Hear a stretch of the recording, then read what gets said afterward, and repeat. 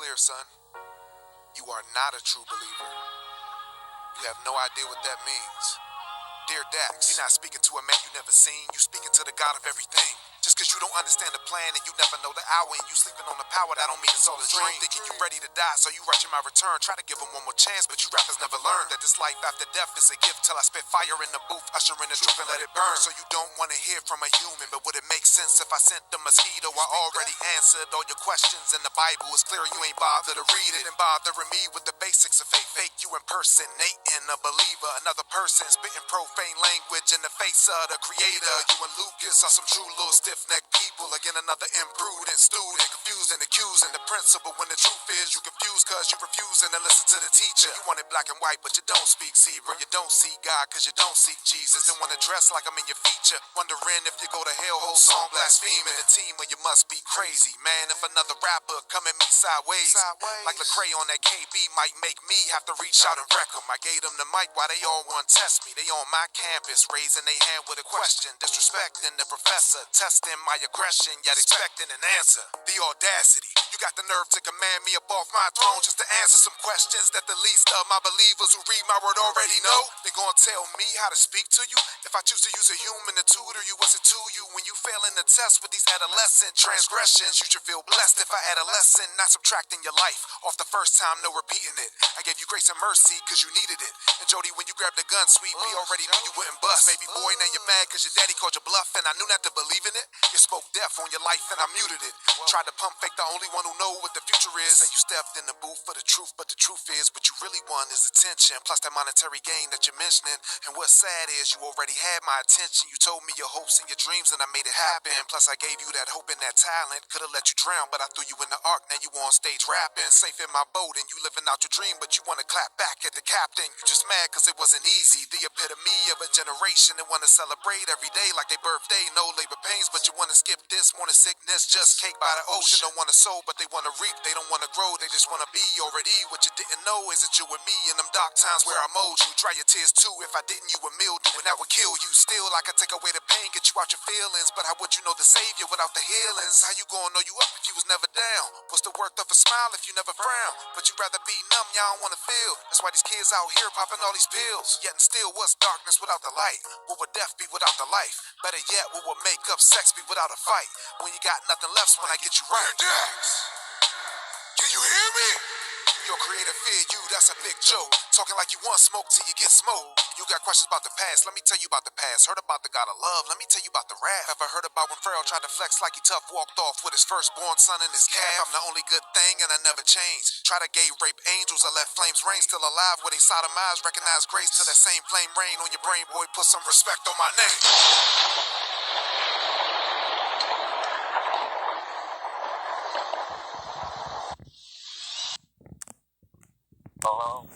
Like, hell nah. Mainly because I even want to give it a fight. So, like, you know, that little study.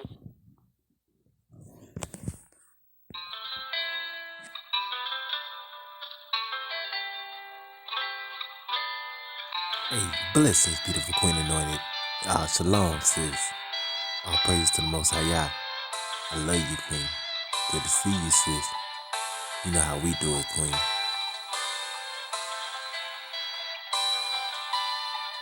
Quan, Yasharala. Let's go. Hey,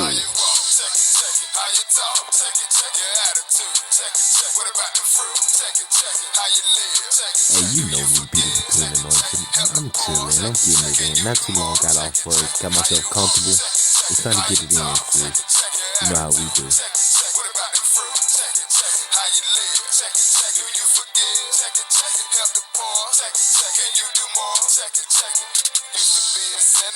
Fight him every day. Talking about the enemy, man, won't seem to go away. He won't, man, all the pray. Yeah, talking all the time. Fighting with your brother, it's all in the mind. Same kind of crazy boy, you done to fall asleep. You gotta stay on point, cause you know he like to creep. Watch you praying on the week, it don't matter what you know now. How you treat your enemy determines if you grow. Yeah, the goal is the kingdom, striving every day. Every day the faith is serving. I want the Lord to say, that's all. Show love to my neighbor. Watch my attitude. He died for my sins, so I show my gratitude. How you walk? Check it, check it. How you talk? Check it, check your attitude. Check it, check. What about the fruit? Check it, check it. How you live? Check it, check. Do you forgive? Check it, check it. Help the poor? Check it, check. Can you do more? Check it, check it. How you walk? I see you, How you sis. talk? Let's go. Check your attitude. Check it, check. What about the fruit? Check it, check it. How you live? Check it, check. Do you forgive? Check it, check it. Help the poor? Check it, check. Can you do more? Check it, check it. Always trying to check myself to see and I improve. Checking swift ahead and slow to speed, don't wanna come off rude. I don't. What I do is let my light shine, can't forget the poor. Working on it daily, feel like I can do more. I can't let go of anger, still learning to forgive. Not the man I used to be. I'm not. I changed the way I live. I did give it all I got. Judged by my fruit. Planted by the water. Embedded with the root. Intrigued by the truth. More than I can ask. Even if I struggle, I'm up for the task. So love to my fellow man, I'ma do my best. Till that kingdom come, I'm just trying to pass the test. How you walk? Check it, check it. How you talk? Check it, check your attitude. Check it, check. What about the fruit? Check it, check it. How you live? Check it, check. Do you forgive? Check it, check it. Help the poor? Check it, check. Can you do more? Check it, check it. How you walk? Check it, check it. How you talk? Check it, check your attitude. Check it, check. What about the fruit? Check it, check it. How you live? Check it, check. Do you forgive? Check it, check it. Help the poor? Check it, check. Can you do more? Check it, check it.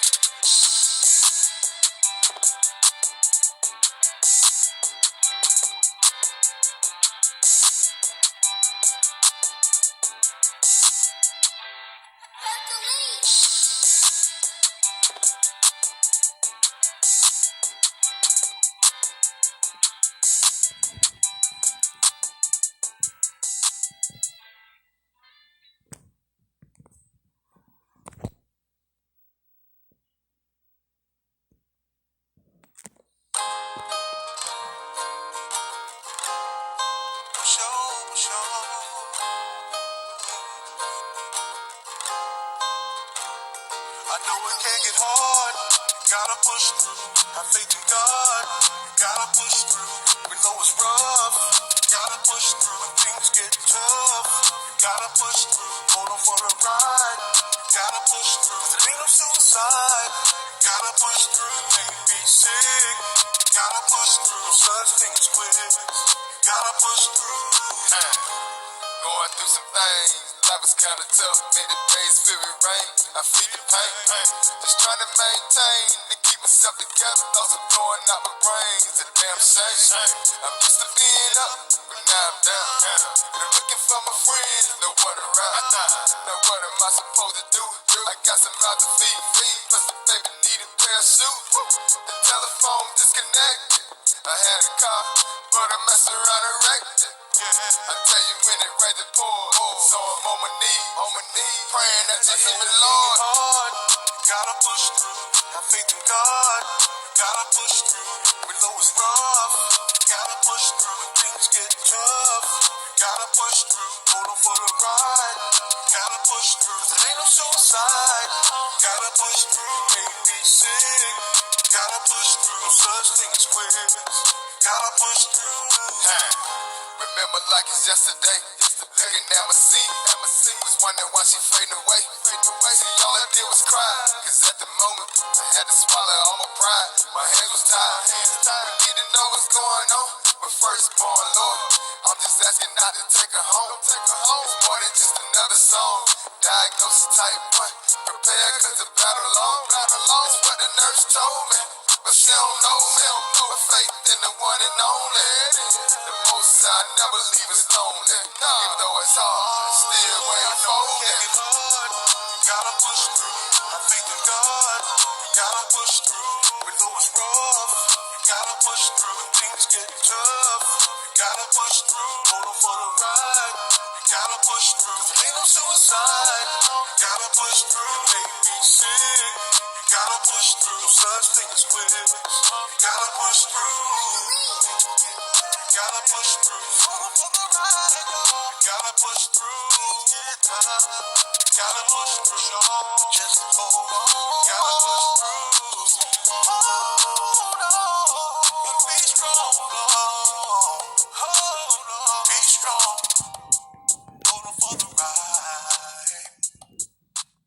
All praises, families, all praises. I want to say shalom to all the children of Yasharala, scattered abroad on all four corners of the planet, families. I want to say we out here. All families, man. I first want to give all thanks, honor, glory, and power to the Most High Yah, Yahuwah, Yahweh, His only begotten Son, Yeshua HaMashiach, those that call Him Jesus Christ of Nazareth, all around the world, Emmanuel, and that set apart Ra HaKadosh, families. Let's go. Now, families, man, today we're going to get into some deep history, families. I got 2 videos that we're going to display, families. Then tomorrow, families, we got a nice study class that we is going to do if the Most High feels fit, families. With that being said, families, I just want to soothe your souls. A lot of people run away from the history. Don't run away from the history, families. The history is supposed to make you free. The Most High said everything for you, families. But it's supposed to make you, families. It's going to form you, families. It's going to release you. With that being said, families, we will be doing Jeremiah chapter 10, 1 through 10, as well as the book of Mark, chapter 7, 7 through 9. And then we're going to get a third witness with that, families, with the prophet Daniel, chapter 7, verse 25. Then you will have to go to Revelations, end time prophecy. Will be Revelations chapter 11, verse 9. That precept to that, families, will be Revelations chapter 22, 14, and 15. And to back up that precept, families, will be Ezekiel chapter 20, 12 through 13. Now, families, doing this order, families, the Most High always want you to, he's trying to order your steps. He's trying to direct your steps. That's if you hear him. Just to get a little glimpse of what the Most High is trying to tell us before we go to our next video, let's go to Jeremiah chapter 10 and let's read 1 through 10.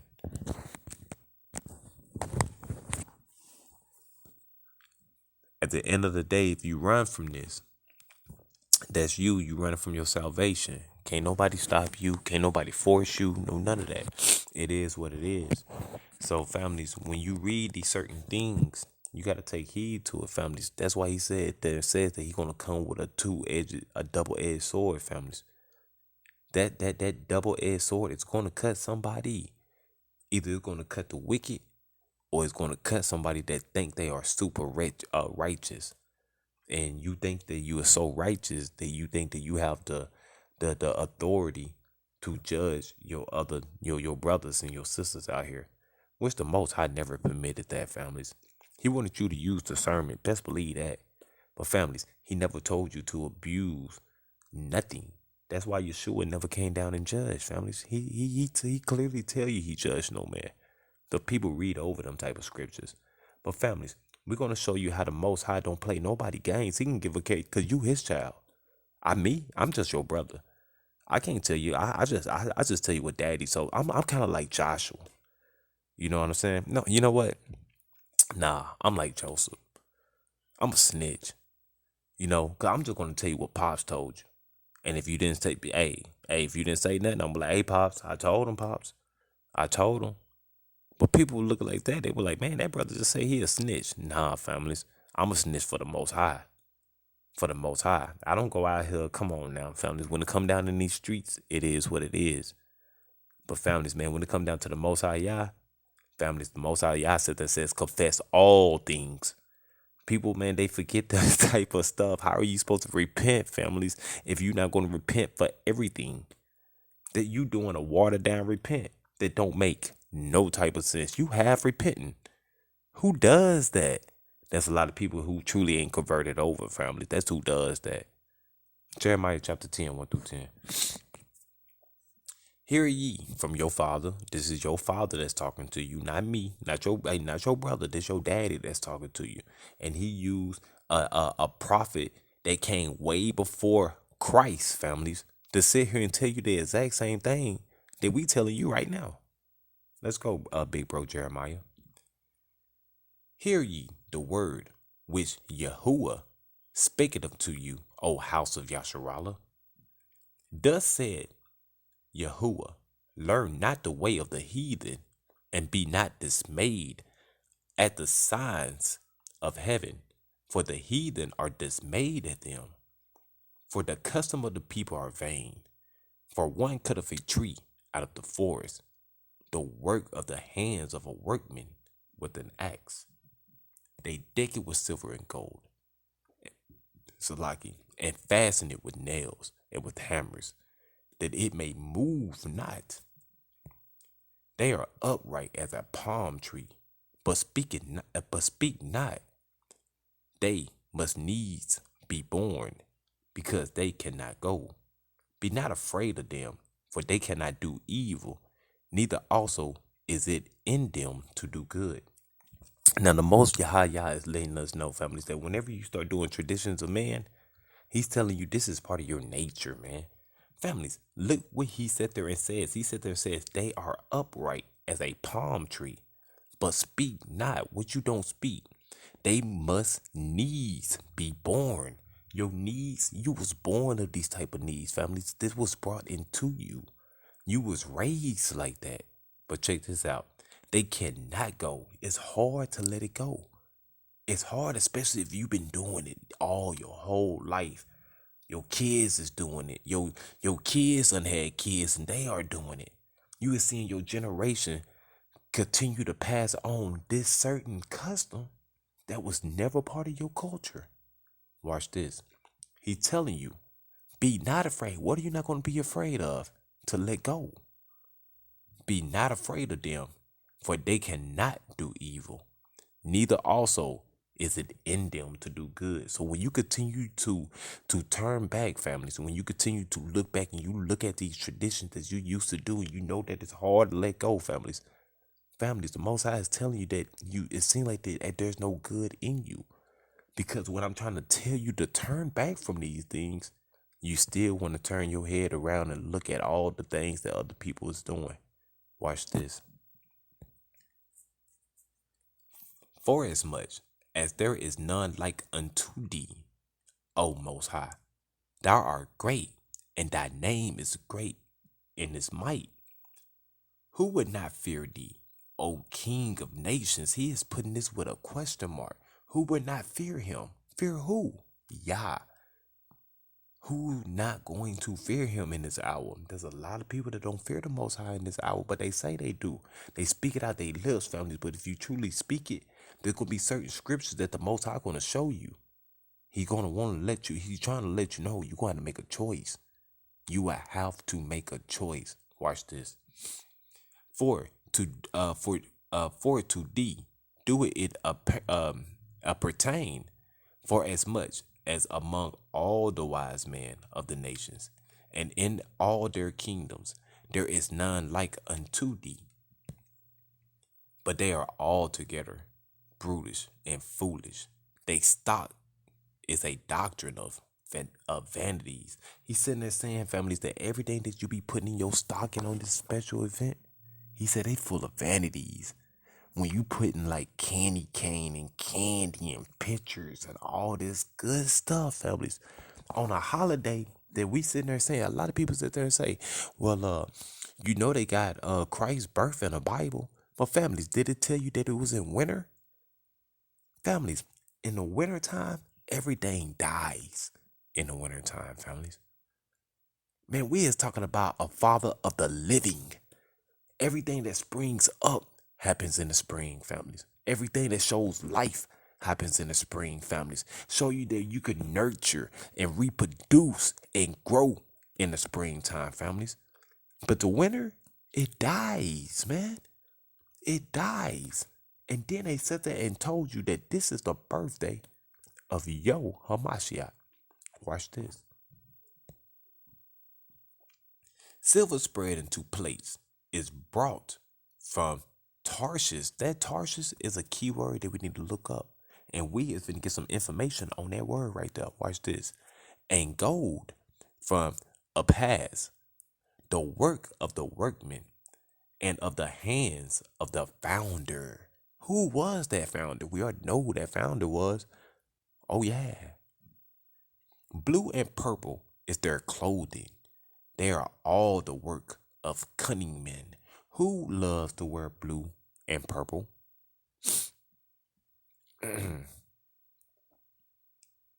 Who loves to wear blue and purple? Royalty, man. Royalty. Check out verse 10. But Yahuwah is the true Most High. That when you say true Most High, family, you is actually saying true Adonai. Because Adonai stands for singular. When you say Elohim, families, you is adding that as a singular or plural word. Check this out. But Yahuwah is the true Adonai. He is the living Most High. When you say living Most High, in Hebrew, living Most High stands for Adonai Hayyim. Hayyim is spelled Hayyim. Once again, families, over here we go over Hebraic understanding. Christian understanding is out the window. Roman Catholic understanding is out the window. If you call yourself a Jehovah Witness, it's out the door. If you call yourself a Seventh-day Adventist, we ain't rocking with you.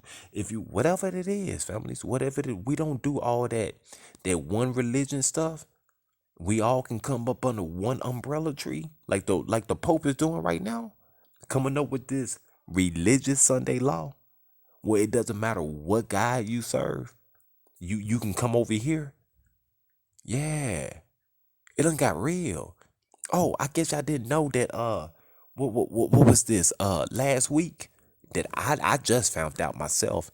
Last week, they just not too long just issue out a Bitcoin cryptocurrency strictly for the Catholics, man. Oh yeah, for the Sunday law thing, where ain't nobody gonna be doing no work on Sunday. It done got real, families. The reason why I'm laughing, because a lot of people that ain't been studying, you ain't been preparing, man. Even the Most High even laughed at his enemies, families. You gotta wake up. You got to wake up. But check this out, though. We ain't done. Check this out. But Yahuwah is the true Most High. He is the Adonai Hayyim and the everlasting King. At his wrath, the earth shall tremble. He just didn't sit there and says there's going to be a certain type of people. He sit there and says that the earth will tremble, shall tremble, and the nations shall not be able to abide his indignation. Abide means to obey his indignation, families. That means that, families, he's so mad right now that it ain't gonna, the repentance done ran out. Oh yeah, watch this. I'm gonna show you how it's gonna ran out. Let's run down to verse 14. Every man is Brutus in his knowledge. Every founder is confounded by the graven image, for his molten image is falsehood, and there is no breath in them. Families, that breath of life, families, is wisdom. He is telling you there's no power in that. There's no power in your breath. There's no power in the words that you speak. Watch this. Verse 15. They are vanity and the works of errors. In the time of their visitation, they shall perish. You remember when I keep on telling people they're going to come a time where the Most High Yah, there ain't nothing we can do about it. There ain't nothing that your wife or your husband could do about it. There ain't nothing that your best friend could do about it. Families, when the Most High come and see you, we ain't talking about death. It's not, people got to get out. They always talking about, well, you know, every dog got his day and death won't have to come and see. No, families, before death come and holler at you, man, your creator gonna come and holler at you first. People need to read their scriptures, man. Your creator is going to come and holler at you first, families, before the death come and holler at you. Watch this. Check this out, verse 16 and 17. The portion of Jacob is not like them, for he is the form of all things. And Yasharallah is the rod of his inheritance. The rod of whose inheritance? The one that sits there and says there is no breath in them. And they are vanity, and their works are errors. In the time of their visitation, the time. I want to know who else mentioned time. Let's find a prophet that's going to bag that up right there. Let's go to the book of, Let's go to the book of Daniel, chapter 7:25. Let's go to the book of Daniel. Because the Most High said there says that every word should be established. He said that says that you need to have either two or more witnesses, and he is in the midst of thee. Watch this. Let's go to the book of Daniel, chapter 7, verse 25.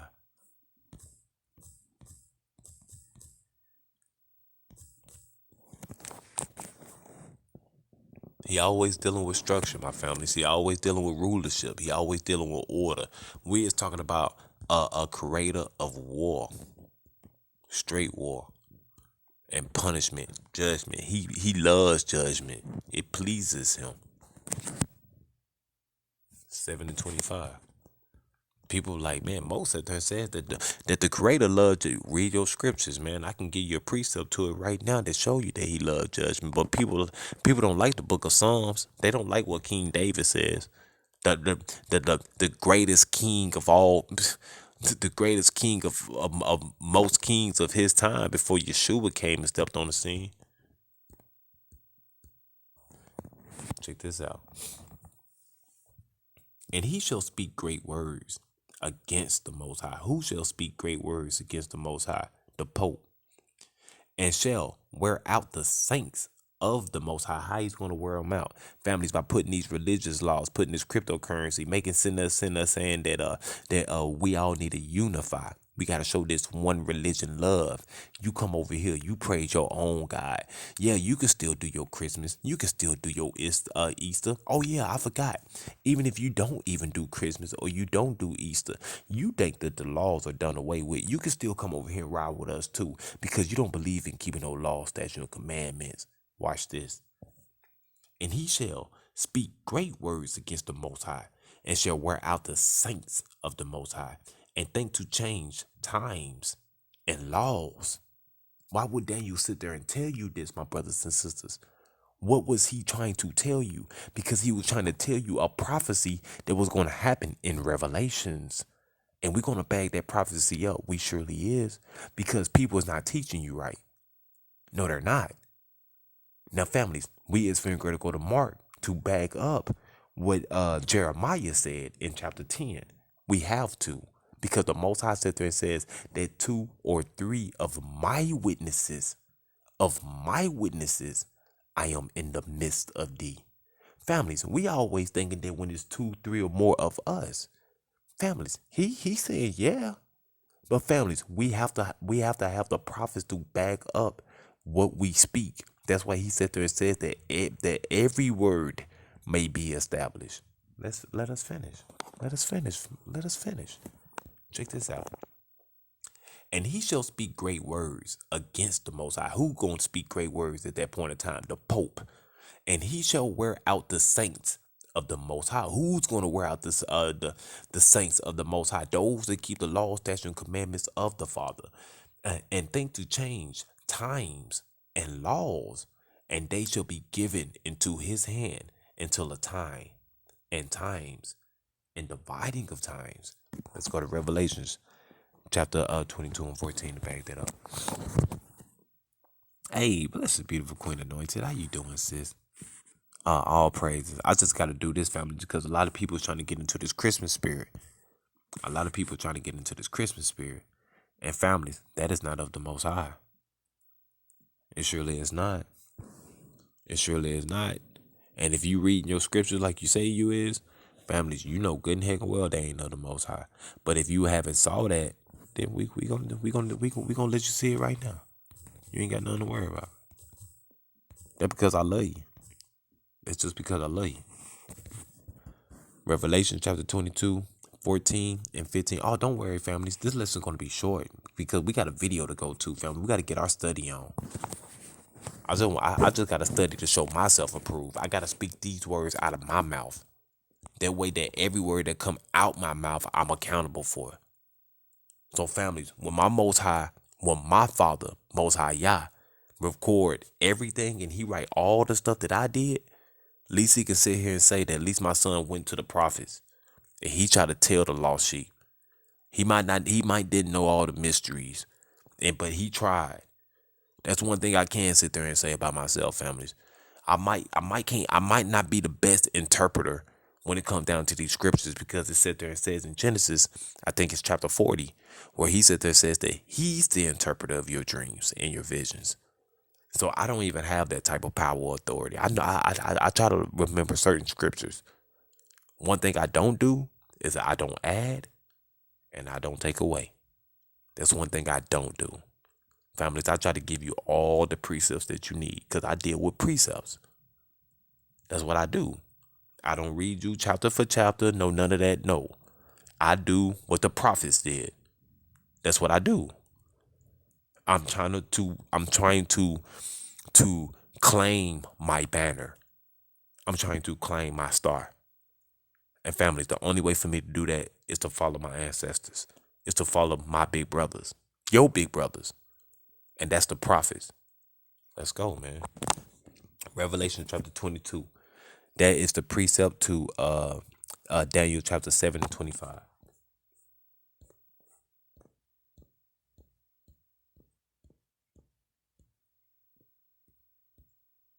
And we need to read verse 14 and 15.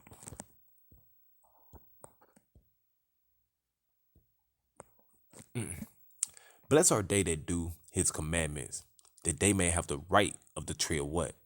Of life, and may enter through the gates into the city. For without are dogs and sorcerers and whoremongers and murderers and idolaters, and whosoever loveth and maketh a lie. What you gonna make a lie? This is what you're gonna make a lie when you go to Mark chapter 7, 7 and 9. This is what you're gonna make a lie. When you go to Mark chapter 7, 7 and 9. This is what you're gonna make a lie.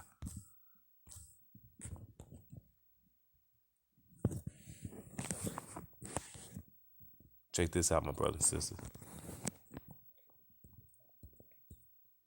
Chapter 7 and 9. Watch this. Howbeit, in vain do they worship me, teaching for doctrines the commandments of men. For laying aside the commandment of the Most High, ye hold the tradition of men, as the washing of pots and cups, and many other such like things ye do. And he said unto them, full well ye reject the commandment of the Most High Yahuwah, that ye may keep your own traditions. What traditions you trying to keep? Like Christmas and Easter and St. Patrick's Day and Valentine's Day and all did Friday the 13th, and these are all these things are traditions of man. But check this out though. For Moses said, honor thy father and thy mother, and whoso curses father or mother, let him die to death. Man, Mark wasn't playing, and Hamashiach wasn't playing either, families. When you sit over here and you want to get a temper fit, and then you start going left field on your mom and your pops, when you know you be in the wrong sometimes. It doesn't matter if they is in the wrong, families. They the one that birthed you here, families, based upon the grace, mercy, and power of Yah. And you still want to backbite your mama? You got something to say about your pops? Okay. Check this out. Families, this ain't about me. Watch this. But ye say, if a man shall say to his father or mother, it is Corbin, that is to say, a gift by whosoever thou mightest be profited by me, he shall be free. But watch this, families. And ye suffer him no more to do aught for his father or his mother, making the word of the Most High of none effect through your traditions. Families, everything that y'all did for us, families, we make it of no effect. It don't have no power. No power whatsoever, families, because you want to do what you want to do. You want to do what you want to do. When people, you going to get too many, there ain't going to be too many warnings when people going to tell you, man, that you want to choose a side. There's not going to be too many warnings, families. What I do, families, I'm trying to choose a side myself. The side that I'm choosing on, families, is that every time that I get the opportunity, I want to show my brothers and sisters, man, that I'm trying. I'm trying hard as possible, families, man, to do the Most High Yah's will, families. And families, I can't do it by myself. I can't do it by myself. I need my brothers and sisters with me. Let's go. Families, we're going to finish that off in Revelations chapter 11 and 9, and then we're going to do Ezekiel chapter 20, 12 and 13. So we need to go to Revelations chapter 11 and 9.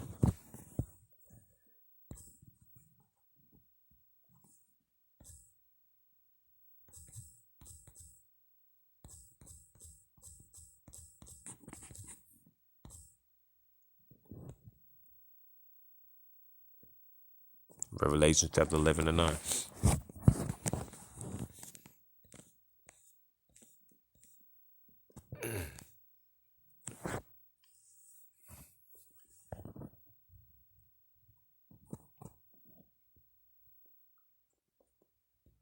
Check this out, family.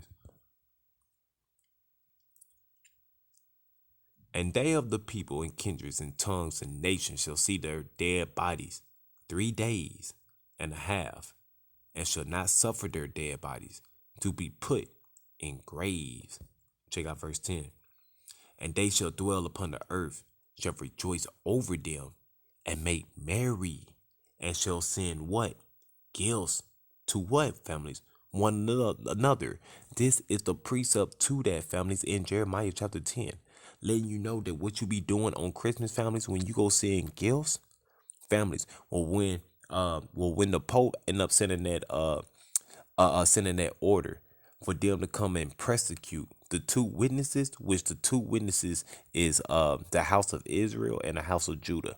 That's what the two witnesses is. People was thinking that the two witnesses, families, is going to be, it's going to be the spirit that the Most High send. But families, that spirit of they're going to be messengers, families, and it's to wake up the house of Ephraim, which is the house of Joseph, and the house of Judah, to make one candlestick, families, one olive tree. But check this out, though. The Most High Yah is not done with us, families. Watch this. So we bagged that up and then he said there, says, and they that dwell upon the earth shall rejoice. Who's going to rejoice? The demons is going to rejoice over them. Over what? Your dead bodies, families, that he said. Make merry, right? And shall send gifts. You sending gifts to who? You sending gifts to your relatives. You sending gifts to loved ones. You sending gifts to friends. Watch this, families. This is an end time prophecy that we doing right now, and we don't even realize it, families. Check this out.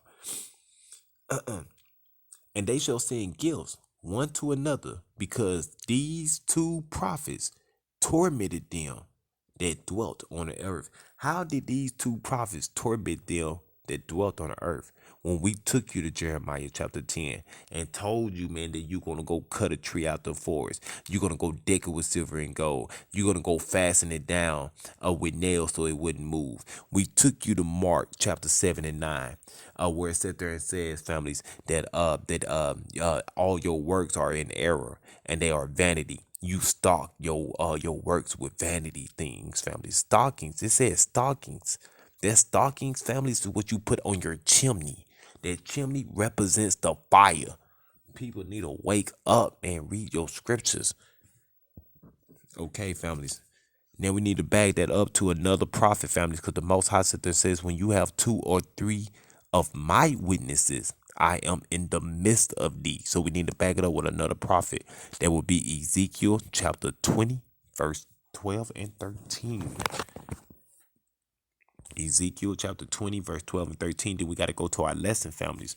Because, families, the Most High want us to eat. He want us to eat the hidden manna. The hidden manna is angel food. It's knowledge, wisdom, and understanding. All right, it's going to be Ezekiel chapter 20, 12 and 13, my brothers and sisters. Yeah, me either, sis. I can't do it, sis. We can't do it, sis. Especially when you go to Revelations, you see that end time prophecy, and then that right there alone, sis, was, man, that was crazy right there, man. It said that, man, that's crazy. Man, they don't teach you these things, man. Watch this though. Ezekiel chapter 20, 12 and 13. We're gonna read 11 through 13. And I gave them my statutes and showed them my judgments. Who gave us them statute, families? The Most High. Where he give them to you at? In the wilderness. And showed them my judgments. How did he show you his judgment, families? When he sent you to bondage. out of every single last one of our captivities. Every time that we disobeyed him, he did what? Sent us to slavery. Watch this. Which, if a man do, he shall live in them. That's what we did, man, when he gave it to Abraham. That's what we was doing when he gave it to Adam, families, when he was supposed to dress it and to keep it. But families, we lost them type of traditions. Watch this though. Moreover, also I gave them my Sabbats to be a sign between me and them, that they might know that I am Yahuwah, that sanctify them. He didn't sit there and say that I gave you Christmas. He didn't sit there and say that I gave you Easter. He didn't sit there and say I gave you St. Patrick's Day, I gave you Valentine's Day, I gave you Labor Day, I gave you Memorial Day. He didn't give you now one of them days. He said he gave you his Sabbat because he is holy. You supposed to be holy. Watch this, families. He gonna show you where he gave it to you at. But the house of Yasharallah rebelled against me in the wilderness. They walked not in my statutes, and they despised my judgments. Which, if a man do, he shall even live in them. And my Sabbats, they greatly polluted. Then I said, I will pour out my fury upon them in the wilderness to consume them. To consume who? To consume us, families. You can't skip certain scriptures, man, because it just didn't sound so tasting to you. No, it's showing you what we did and how you supposed to correct it, my brothers and sisters. Let's soothe our soul right quick, families, man, before we go to our lesson. Families, man, this goes out to all the loved ones. This goes out to all the loved ones. Let's go. I'm taking you out the hood. I'ma show you things that you ain't never seen, and I'ma have you feeling good. Looking like a Hey, million. bless the beautiful queen of Costa movement. I see you, sis. You be mine, you be mine, you be my platinum. You be my platinum girl. You be mine, you be mine, you be my platinum. You be my platinum girl. You're my sunshine on a rainy day. My heart would beat your same boat in a sprint race. You got me pacing, my heart is racing. No time wasting, let's stop procrastinating. Girl, let's begin the baby making. I love you and you know I do. I need you and you know I do. What's a king without his queen? What's a dream without the team? What's life if I wake up and you're not laying next to me? Taking you out the hood. I'ma show you things that you ain't never seen, and I'ma have you feeling good. Looking like a million. You be my platinum girl. My platinum girl. You be mine, you be mine, you be my platinum. You be my platinum girl. My platinum girl. You be mine, you be mine, you be my platinum. You be my platinum girl. Don't need a girl who's gonna waste my money. I need a woman that will take time to pray for me. She makes sure she supplies my every need. Baby, you tick every box, oh, I'm so pleased. I met you so long ago, but yet each day with you has been a blessing to my soul. Without you, baby, I don't feel good, I don't feel whole. Baby, I only wanna go if you wanna go.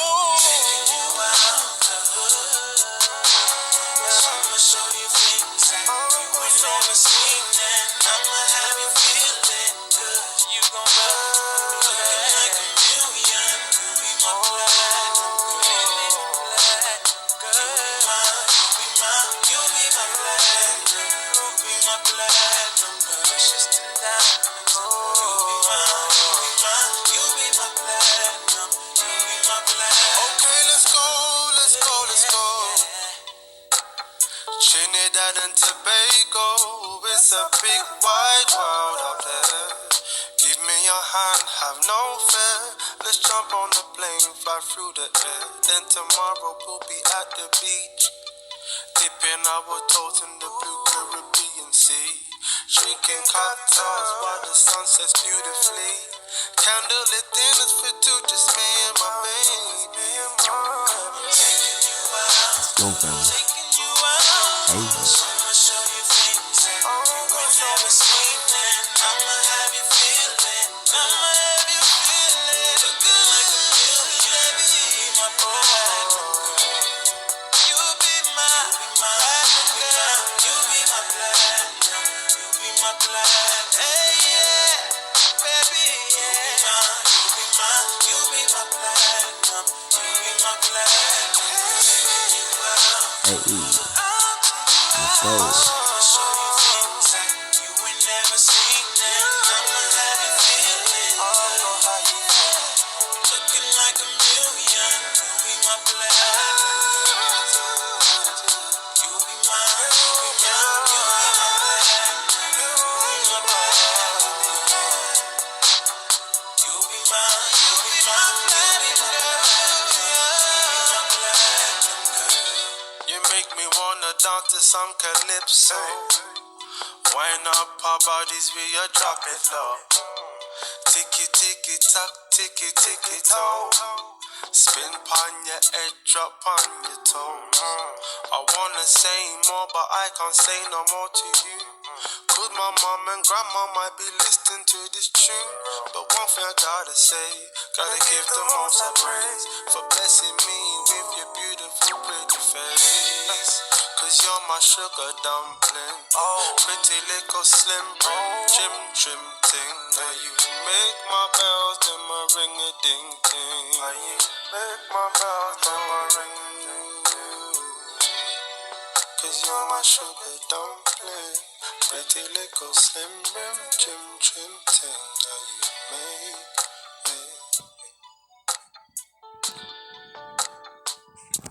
Hey, that's what I'm talking about. Shalom, family, shalom. That's one of my favorite joints right there. I've been trying to say that joint right there, families, because I just be overplaying it. And that's a little, a little nice little tribute, man, to my boo. I hope that y'all like it as well, families. And it just really just show you, families, man, to never change your character, man. Renew your mind, families, but still be who you are. You know what I'm saying? Be that light that people love to see all the time. That smile that whenever it rains, families, it brings the sun out. Where there's no cloudy days, man. Keep that type of energy, families. It's just that you just trying to be more righteous than you was yesterday. That's all. That's all. There's nothing wrong with that, families. Only the wicked hate those that are trying to be righteous and trying to be more righteous than they was an hour ago. There's nothing wrong with that. Who told you that was against the law? Nobody. Nobody. Only those, man, that don't want to do good. It's a difference, families. It's a difference. So, families, man, we is going to go to our lesson. That's one thing that we do over here, families. I don't like finding information and then I put my twist on it. I don't like that type of mess. Families, I don't like looking for information and you can't back it up with scriptures. I don't like that type of mess either, families. Families, it's all about when I remember when we used to go over the cases a lot. And families, I was nowhere near like this, man. Family, I was just in a dark place, man, and always just around gossip and backbiting and drama and families. I didn't feel so much alive ever since I got into this word, families. I done felt so much alive, families. And families, it done made me to become a better man. It done made me, it done grew me. I mean, that's the reason I want to go get a third job just to make sure bae's straight. Just to make sure my baby is straight. Just in case if anything happened to me. Baby, there's nothing that I can do with this money. No, none of that. I just want to make sure you straight, but boo, I just really want her to stay in her scriptures, man. Please, and be careful about who you go listening to. I've been telling my baby that, baby, if there ain't nobody going to teach you ordership and try to teach you to keep the laws, statutes, and commandments of the Most High Yah, your creator, baby, I'm not trying to tell you to stay away from them, but Love them, but love them from afar. Love them from afar. Cause them type of people, man, can actually put you into a dark, dark place that is gonna be hard for you to get out of. What is that saying that my pops used to always say? It's easy to get in trouble, but it's so hard to get out of it. Well, families, that's how it's like, man, when you go into the grave, families. When your mind go into the grave, families, man, it's easy to get in that grave, buried alive. But families, it's gonna be hard to get out of it. Let's go to our lesson.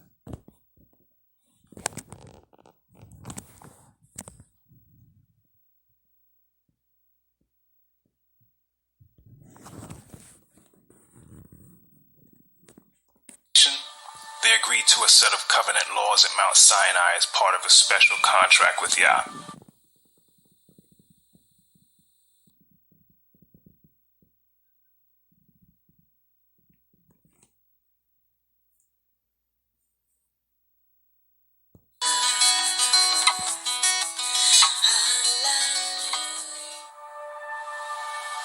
When Israel was a nation, they agreed to a set of covenant laws at Mount Sinai as part of a special contract with Yah. Now, families, man, y'all just saw the Mount Sinai and what it actually looked like, families. Let's look at that one more time. Let's look at that one more time, my brothers and sisters. And what it actually looked like. You have people out here that try to take you away from this type of history. You have people out here that try to take you away from certain things. But we actually have brothers and brothers that did years of study. We not talking about finding no videos and stuff like that, and then you coming up there, you putting your own no families. I done seen a lot of that lately, man. Especially, man, in the community. Should be ashamed of ourselves, man, of how we producing ourselves, man, in this hour. Especially in an hour that is not of our timing. That don't make no sense, families. We gotta be more wiser than what we are. Ask the Most High for true spiritual discernment, families, not to judge. If it's going to be able to judge, is to judge yourself. That way that you can live better. That way that you can do better, be better. It's not to sit there and try to make it seem like that you more righteous than your next brother and your next sister. You is no higher than them. You is no lower than them. We all is the same. But families, the Most High has set up. He has chosen a set apart people. He has. And these people keep the law, statutes, and commandments of all nationalities, of all race, of all tongues. Don't matter what color you is. Yah is letting you know this now. Claim who you are. They agreed to a set of covenant laws at Mount Sinai as part of Israel. Both parties were bound by certain agreement and suffer many curses. Paul, now families, man, you have a lot of these are warnings again. It's telling you about blessings and curses. A lot of people call it karma. Families, there's a such thing as karma. It is. Because what goes around, best believe is going to come back around. Just like how we killed Yeshua, families.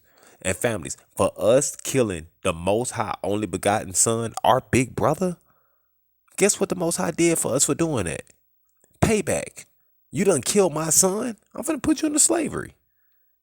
And I'm finna put you into slavery for a very long time. Oh, don't get me wrong, because I'm mad at you. The only person that's gonna come and save you is the one that you put to death. But people don't look at stuff like that. Why? Because they forgot the ordership. They forgot the rulership. They forgot that who's the true living Father? Who's the living God? Who's the everlasting King? That's what they forgot. They forgot statutes. They forgot commandments. All that stuff was hung up on the cross. Well, the Most High going to show you how He going to hang you up on the cross too, just like y'all hung His only begotten Son. He going to show you that too. Just like how He cried. He going to show you that you going to cry. Families, all this stuff, yeah, I know it hurts. I know. But families, I'm just your brother. I'm just supposed to tell you the exact same thing. Disobedience. Thank you, beautiful queen, anointed. That's being a real woman, sis.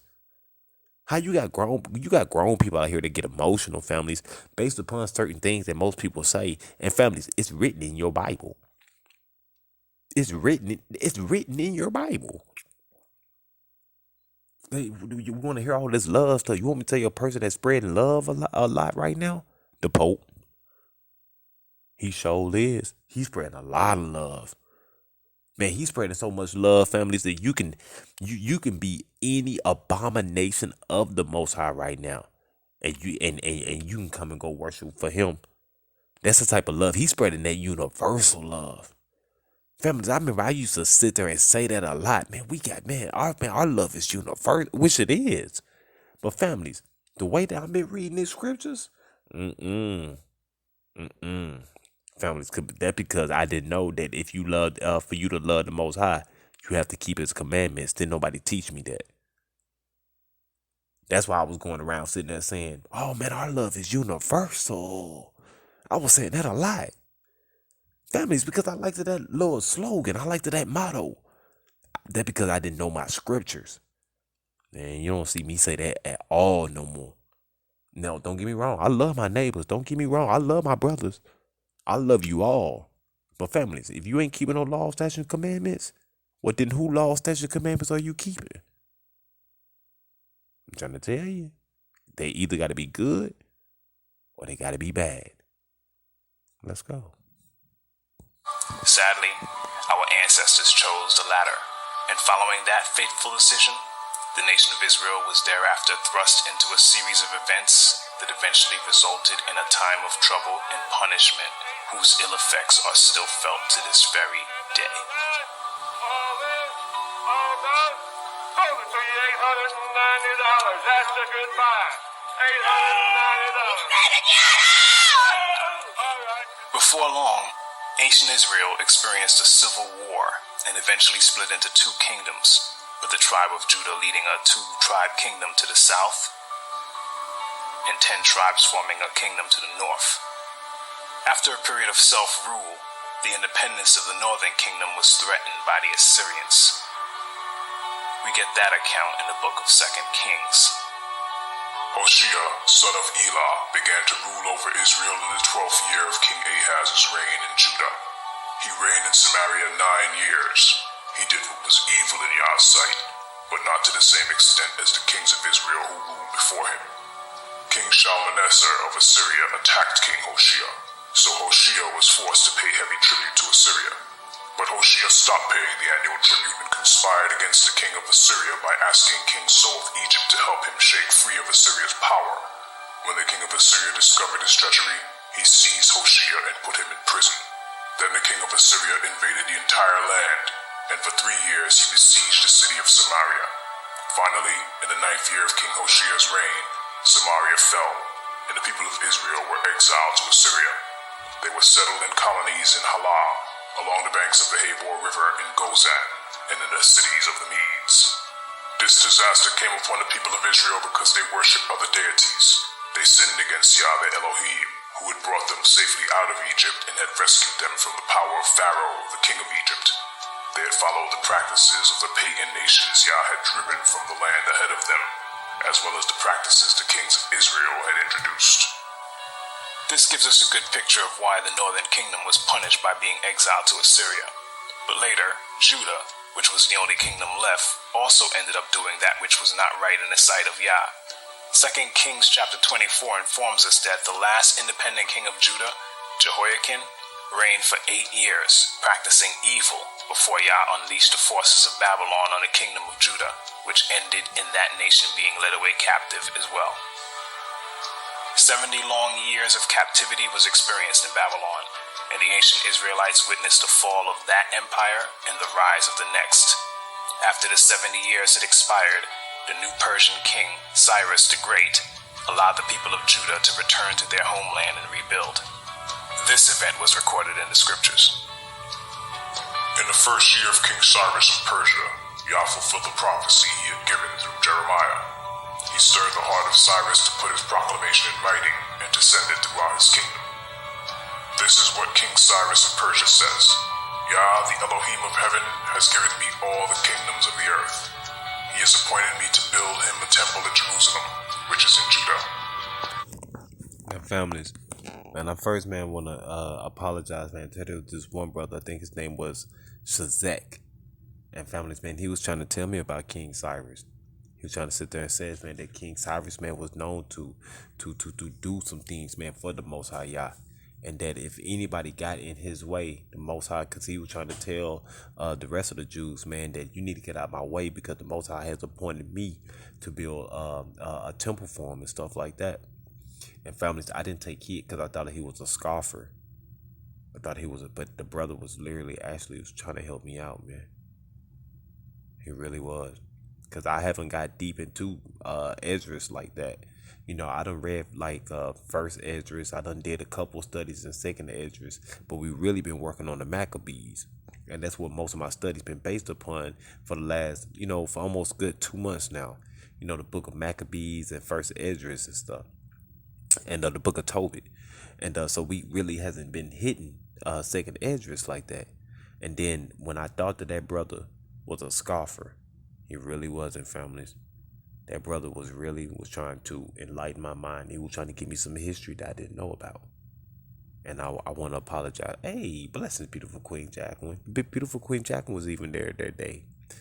Beautiful Queen Mama Miranda, she was there that day. Then some dude, that brother named, his name was Shazek. It's because of his name. I thought that he was like some kind of scoffer. Nah, families. That brother was literally trying to help me out.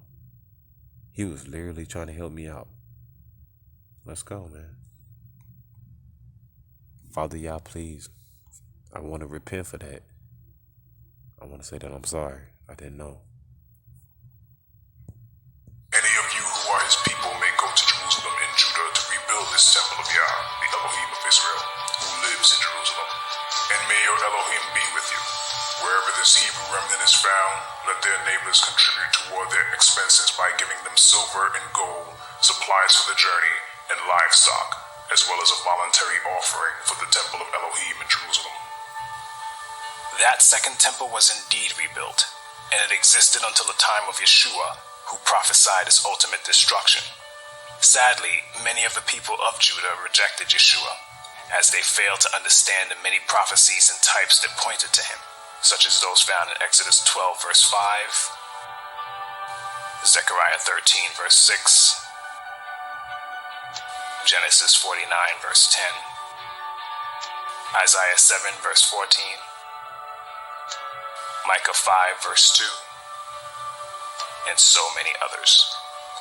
Yeshua highlighted their rejection of him in several parables. A notable one is the parable of the evil farmers, which can be found in Matthew 21, verses 33 to 46. And in it, Yeshua reveals what the rejection of the nation he was sent to would result in. Following the fulfillment of the parable of the evil farmers, wherein they murdered the son of the vineyard owner, that being Yeshua, and after the rejection of his emissaries, the fate of Judah and Jerusalem was pretty much sealed. Yeshua prophesied the destruction of Jerusalem and pointed to the future of the people of Judah, which was right in line with the curses of Deuteronomy 28. And when you see Jerusalem Pause. Now, the best thing about this video right here, families, is that it's been great to go over some maps that you can go research, family. These ain't no type of maps these are good maps, man. Some very, very good maps that you off books. These books cost some pretty good amount of money. But the brother, man, he was able to go over these books. He was able to get certain information from out of these books to help us out, my brothers and sisters, to help us. I mean, you actually have people that's out here that's trying to help us in this hour, to help us wake up in this hour. And then you got those that's part of this fold that is actually against us in this hour. And you're gonna be able to see it, family. You're gonna be able to tell. You really is. You know, you got those that's for the cause, and you got those that's against the cause. We're families. We are all supposed to be for the cause of the Most High. But in all nationality families, it ain't like that. It's not like that right now. You know, that's one thing I have realized. That's just based upon the curses. You know, until people can understand, man, what type of curse that we are truly, truly under, and how we really supposed to, you know, like break that curse, then families, you're gonna continue to be up under that curse. Because families, they really don't know what Yeshua really came down here for. He came to fulfill all things that was spoken of him. That's the reason why he came, families, to fulfill all things of him. Of him. Families, now we got to do our part. He did his.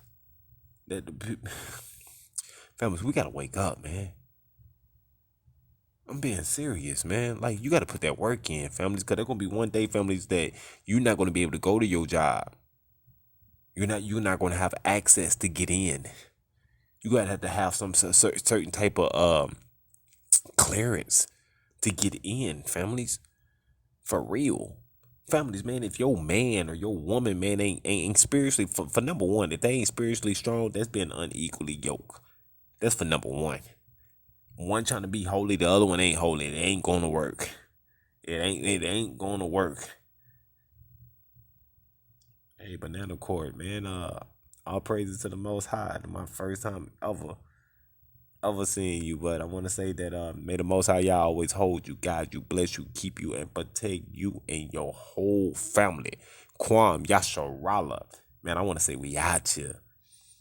All praises, all praises. Hey, my brother, man, or my sister, I will give you your body of armor. The body of armor is those that you see in blue, because we family. We really family. The only people that we ain't family of is those of the wicked one. Not at all, man. Not at all. But other than that, if you, all praises there. Yeah, I can see your spirit. I want to say that I love you. And I want to say that I want to give thanks to the Most High Yah that I'm actually able to interact with you right now. So much love. All praises. Surrounded by armies, then you will know that the time of his destruction has arrived. Then those in Judea must flee to the hills. Those in Jerusalem must get out, and those out in the country should not return to the city. For those will be days of Elohim's vengeance, and the prophetic words of the scriptures will be fulfilled. How terrible it will be for pregnant women and for nursing mothers in those days. For there will be disaster in the land and great anger against this people. They will be killed by the sword or sent away as captives to all the nations of the world. And Jerusalem will be trampled down by the Gentiles until the period of the Gentiles comes to an end. This particular prophecy, as you can see, stretched throughout time, with Jerusalem being controlled by the Romans, who were the first to march on her following Yeshua's prediction. Roman rule lasted for hundreds of years after the initial siege. Then the Romans eventually lost hold of Jerusalem to the Muslims. And thereafter, various caliphates controlled Jerusalem until the time of the Crusades. And during this long period, popes allied with European kings to fight against Muslims. The Crusades were first and foremost an expression of papal authority against the enemies of the Church. The First Crusade was preached by a pope, Pope Urban II, in France in the year 1095. With reference to the Muslims and their advance in Europe and in Jerusalem, I think the Christians in Europe believed that the Islamic message of Muhammad was against and contradictory to what the Christians were saying. They were worried that this idea could possibly overrun the Christian idea. Pope Urban conceived this idea. It's not a sin if you kill non-Christians, if you kill non-believers in our faith. And so he made this deal that if you go and fight in the Holy Land, you will be forgiven all your past sins. A knight could sin as much as he liked, and simply by going to the Holy Land, he had been given his passport to heaven. And that was an extremely attractive deal. And combined with that, he could win fame, he could win glory, and he could come back with the treasures of... Alright, now families, man, now you remember when yesterday, man, when we were doing our studies, families, when I was trying to sit there and tell everybody that the Most High Yah had put in scripture, families, where he had gave lot to all of the 12 tribes, families. Families, there was many promised lands in the Holy Scriptures, families. There was a lot of them that the Most High have gave lots to. There was only one tribe that did not get a lot, and that was the tribe of Levi, because that lot was the lot of the Most High. The Levi was the inheritance of Yah. Families, every other tribe had a promised land. every other tribe. But families, there's only one holy land. It's a difference. It is a difference, my brothers and sisters. A lot of people is taking you from these scriptures, man. They want to make it seem like that. Do you know how big they had children? You know how many kids they was able to make at that point in time? They was making kids, families. I'm talking about villages. Straight communities. No, you can barely make a half a baby now. You can barely make a half a baby now, families. Back then, families, they were making football fields of kids, man. For real, like, families, we was making kids out there, man. All Yasharallah, all Israel. Because, families, we didn't have nothing else to do. We was always in slavery. We was always in slavery. Even the strangers that was amongst us, families. And families, we supposed to love our the strangers. We ain't supposed to vex the strangers, families. But families, until that nation starts to repent, this really ain't too much we can do, man. But the Most High sit there and says that the strangers that are amongst us, if they doing the laws, statutes, commandments of Yah, they sit there and says we must consider them as if they was born amongst us. That's what Yah said, families. And families, when I read that scripture, I'm not finna fight against that. I don't give a care who you is. Man, but man, y'all said that. I'm not finna fight against that, man. For real, for real, for real. That was in the Torah. That's a command. I'm not finna fight against that, man. That's one thing I don't play with, families. I don't play when it comes down to law, statutes, commandments. That's one thing I do not, families. If it says, thus said the Most High, I'm not playing with it. I don't give a care who you is. I don't give a care who you persuade to believe whatever you want to believe. But if my creator, the one that made me, the one that molded me, the one that took his time to create me, I'm not fighting against that, man. At all. At all. That's our problem. That's what's wrong with most people to this day, families. That's what's wrong with them, families. They listen to a man other than listening to your creator. That's your problem, man. Of the Near East, these are the things that drew knights in their tens of thousands to go on crusade. The bloodletting of the Crusaders spread throughout the Islamic lands. Everybody heard stories about the massacre of unarmed individuals.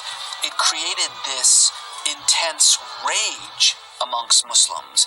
In a sense, it resulted in a new kind of Muslim crusade, a desire to raise an army to go back to liberate Jerusalem from the Crusaders as an act of piety on the part of Muslims. I don't think any of those young men, either Christian or Muslim, could possibly have imagined that their struggle could possibly still be playing itself out 1,000 years later in the area that we call the Middle East today.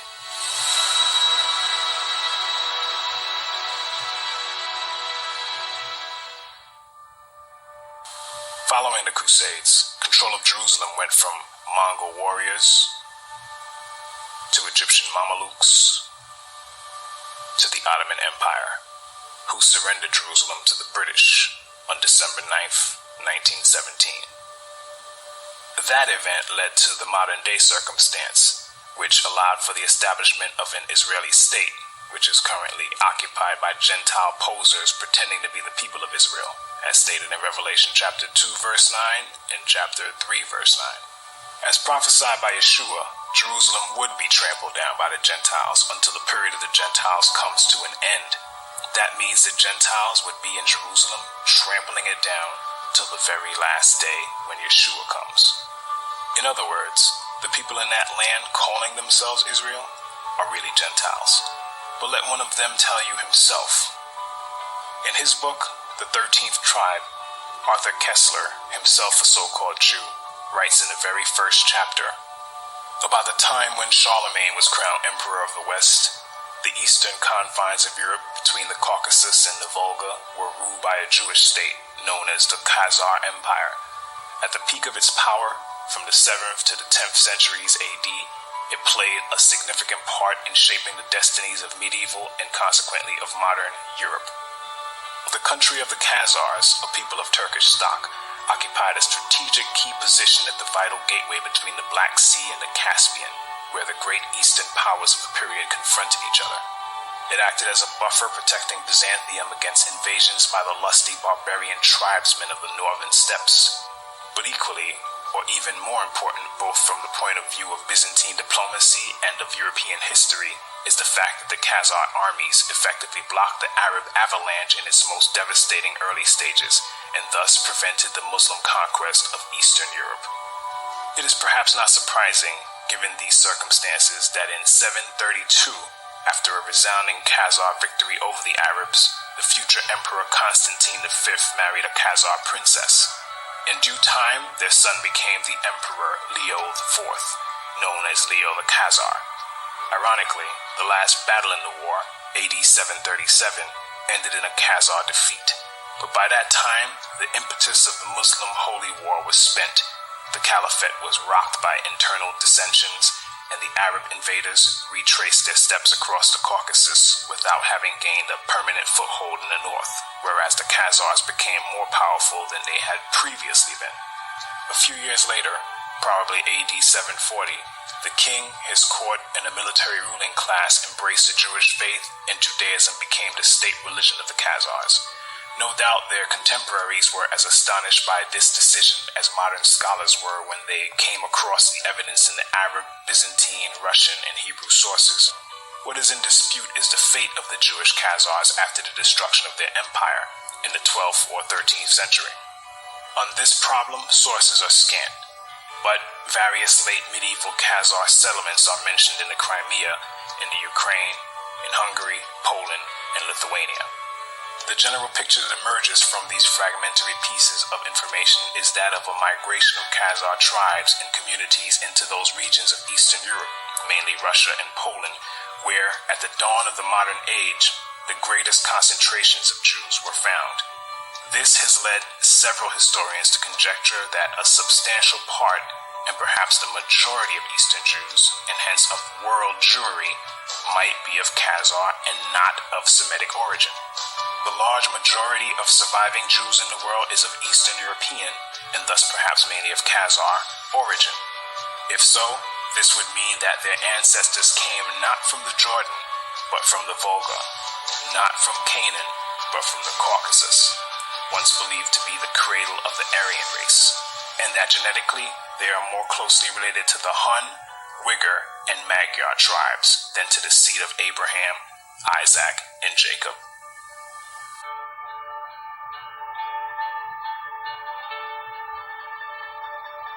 Tell me, what did you mean in the title of your book that the Jewish people had been invented? It isn't a provocation. I meant it. I think that the Jewish people was invented. Like the French people, like the Italian people.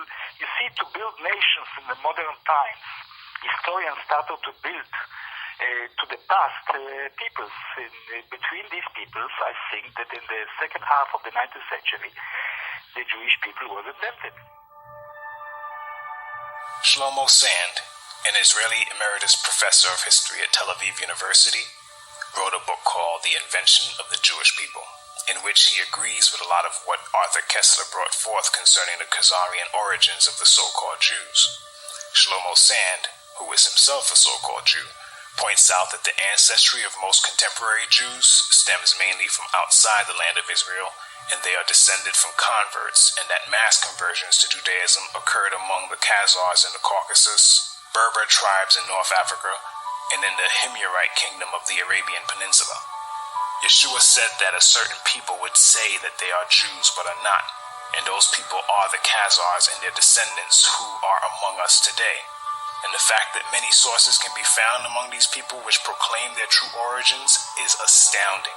On page 226 of his book, Sand writes, another early source attesting to the collective conversion of the Khazars is a Karaite one.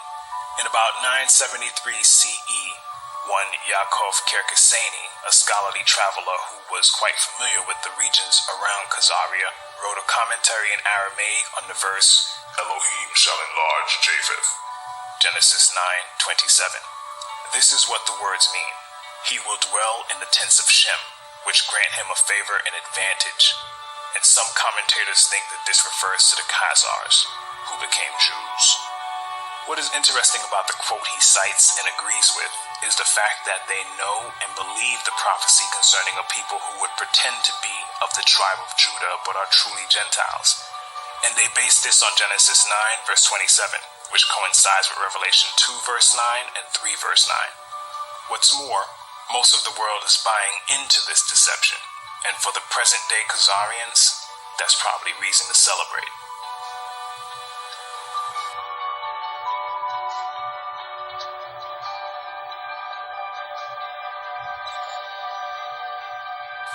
But getting back to Arthur Kessler on this subject, he writes, "The Jews of our times fall into two main divisions, Sephardim and Ashkenazim. The Sephardim are descendants of the Jews who since antiquity had lived in Spain until they were expelled at the end of the 15th century and settled in the countries bordering on the Mediterranean, the Balkans, and to a lesser extent in Western Europe.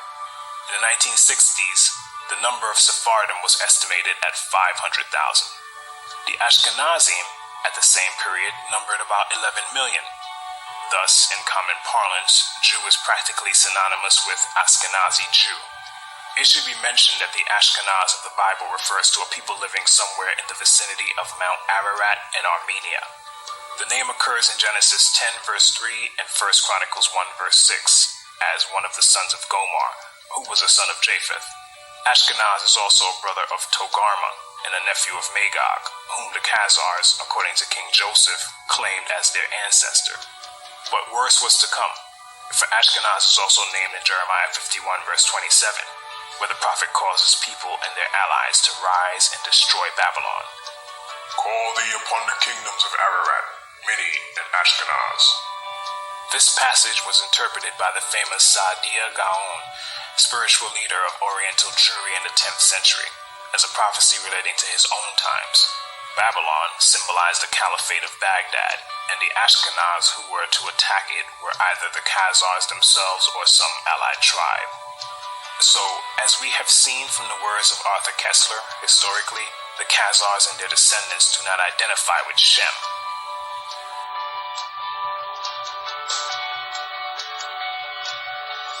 But rather, they identify with Japheth. And that is proved out in their own writings. This is a major fulfillment of Scripture. All that being said, what happened to the real people of Judah in 70 AD, following the siege and destruction of Jerusalem? The ones who weren't captured by the Romans and killed or enslaved escaped. But where did they go? First, you have to understand that whenever trouble arose, such as severe famine in the land, our forefathers and mothers were known to migrate in order to avoid it. There are three famous accounts of Abraham, Isaac, and Jacob heading south when famine struck at different periods in each of their lifetimes. Abraham and Jacob went all the way south to Egypt, but Isaac went as far as Gerar. And let's not forget Joseph and Mary, who also fled south to Egypt with Yeshua to escape trouble. These acts are all somewhat prophetic, as they are a major clue as to what happened to the people of Judah following the destruction of Jerusalem. In his book, From Babylon to Timbuktu, author and historian Rudolph R. Windsor, a true Hebrew, writes, "In the year 65 BC, the Roman armies under General Pompey captured Jerusalem. In 70 AD, General Vespasian and his son, Titus, put an end to the Jewish state with great slaughter. During the period of the military governors of Palestine, many outrages and atrocities were committed against the residue of the people. During the period from Pompey to Julius, it has been estimated that over 1 million Jews fled into Africa, fleeing from Roman persecution and slavery. The slave markets were full of black Jewish slaves. After the fall of the Carthaginian metropolis in North Africa, Roman power became dominant in the Barbary states. The pagans and the Romans attacked the Jews indiscriminately, both the Jewish soldiers and the uninvolved peaceful population. As a result of this merciless attack, many Jews fled to those parts of northwest Africa known as Tunisia, Algeria, Morocco, and Mauritania. Many other Jews fled to the areas where Rome did not have any jurisdiction. This was to the region of the south, the Sahara Desert, and the Sudan. Windsor also tells us on page 86 and 87 that more descendants of Judah fled to the west coast of Africa in the 7th century after the Visigoths assumed power and began to suppress Hebrew customs with forced baptisms to Christianity. Windsor cites many credible sources to make his points. Among them is Joseph J. Williams, a 20th century historian who, in his 1930 book, Hebrewisms of West Africa, wrote, "Whatever may be thought of the more or less mythological traditions connected with the earliest Jews in North Africa, it is now practically an established fact that a Jewish nation, Jewish at least in faith and perhaps too in origin, long held sway south of the Sahara." Now, while Joseph Williams, who is Caucasian and Jesuit, does provide meaningful and factual info that pertains to the descendants of the ancient Hebrew Israelites, he does so with a degree of reluctance, and the book is written through the lens of what I would call a racist and white supremacist viewpoint. Because despite all the evidence of the true descendants of Judah and Israel as a whole being black, Williams and his sources try to brush that aside and conclude that white Jews, who they blindly claim are the originals, must have somehow lost their color by interbreeding with blacks who thereafter assimilated their culture, for which there is absolutely no evidence.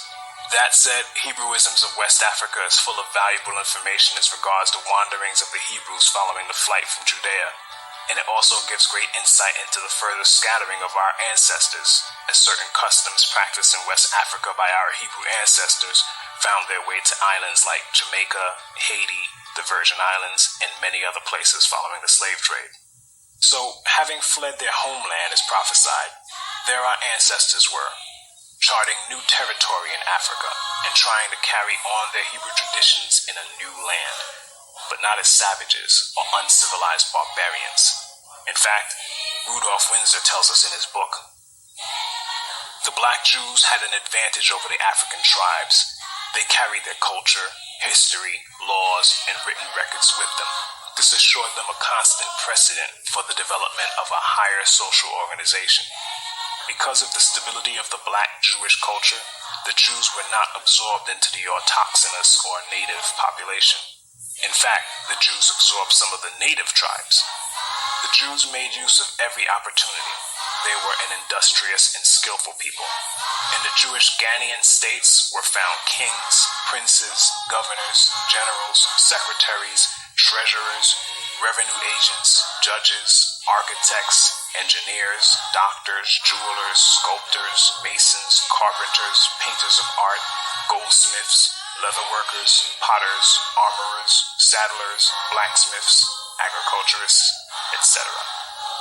The survivors of the Roman siege of Jerusalem were able to flee that terror and carry on in a new land.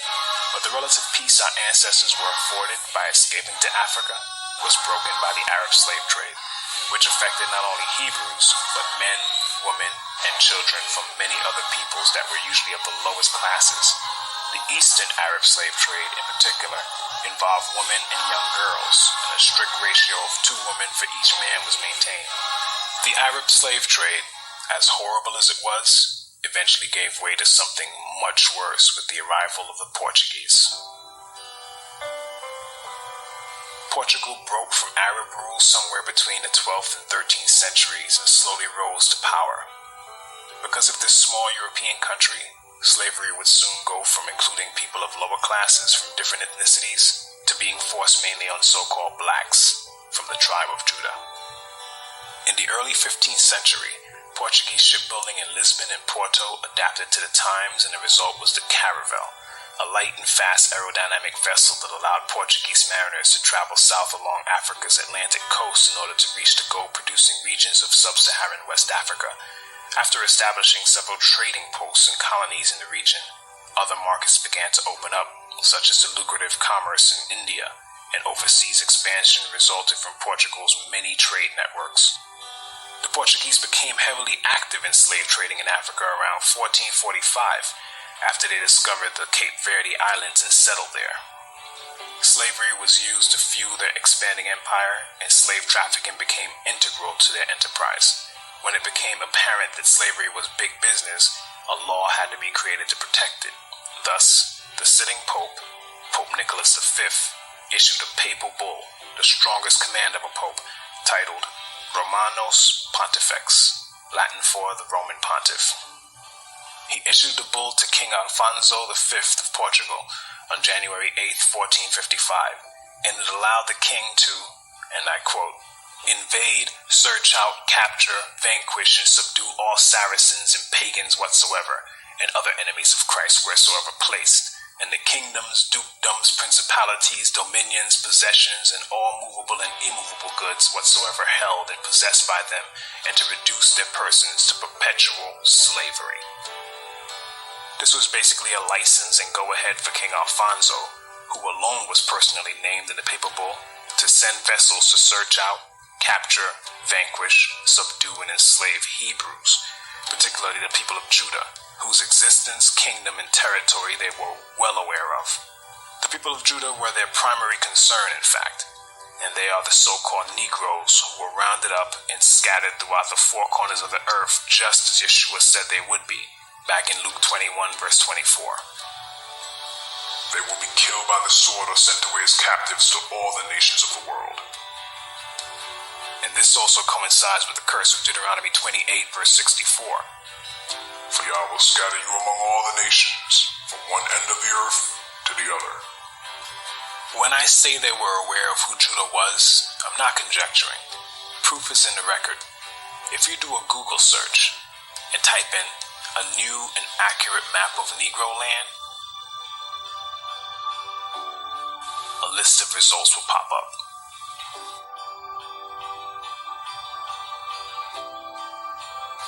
As of the date of this recording, Swain.com still works. Click on it and a page will open up showing a 1747 map of West Africa by 18th century English map engraver Emmanuel Bowen. And then click on the image of the map itself. Move your mouse pointer to the area that is now present-day Ghana and click on it to enlarge the map. Click it again and you will clearly see that what is now called Ghana was once the slave coast, which the map maker labeled the Kingdom of Judah, dropping the H at the end. This is where many of the people of Judah were shipped from, like sardines in a can. Yet today, the elites and their paid professors would have you believe that we are Africans or Hamites, when in truth we are Shemites. They themselves know this to be a fact. In Zondervan's Compact Bible Dictionary, for instance, the definition for Ham reads as follows.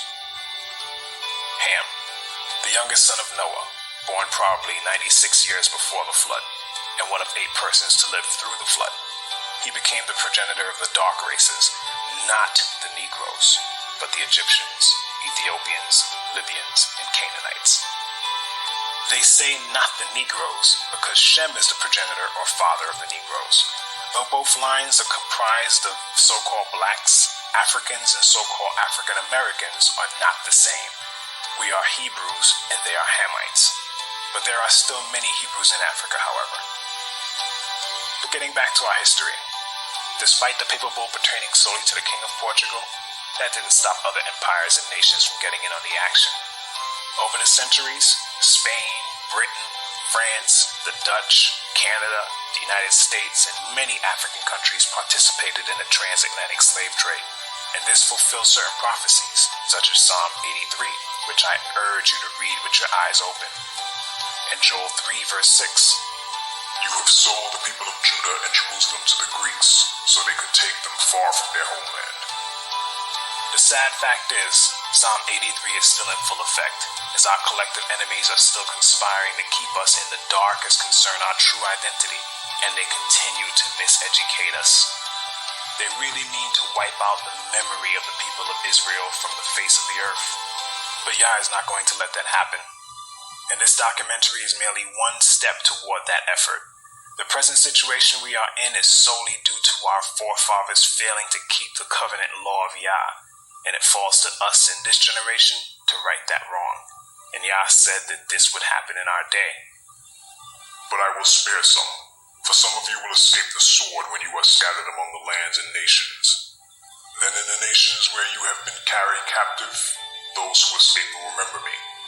How I have been grieved by their adulterous hearts, which have turned away from me, and by their eyes, which have lusted after their idols.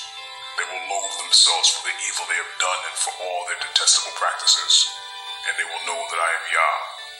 I did not threaten in vain to bring this calamity on them. You see, we, the people of Israel, are not born deserving of that name. We are born as Jacobs, or supplanters and schemers. But to truly earn the right to be called Israel, we, like our father Jacob, will have to be faithful and wrestle with Yah until we are overcomers. Those of us who do this will be the ones who will truly be called Israel and form the remnant of the kingdom. Having said that, please don't let this be the end of your search for truth on this subject. Continue to dig for it and pray that Yah gives you discernment, since a great deal of deception is out there regarding this topic. And spread the word to your friends and family, and he or she that has ears to hear and eyes to see among them will get it. I hope that this brief history has enlightened you and brought a degree of understanding as concerns our past, which goes well beyond Africa. The so-called Negroes, blacks, and African Americans are actually the descendants of the people of Judah, and that is something they don't want us to know.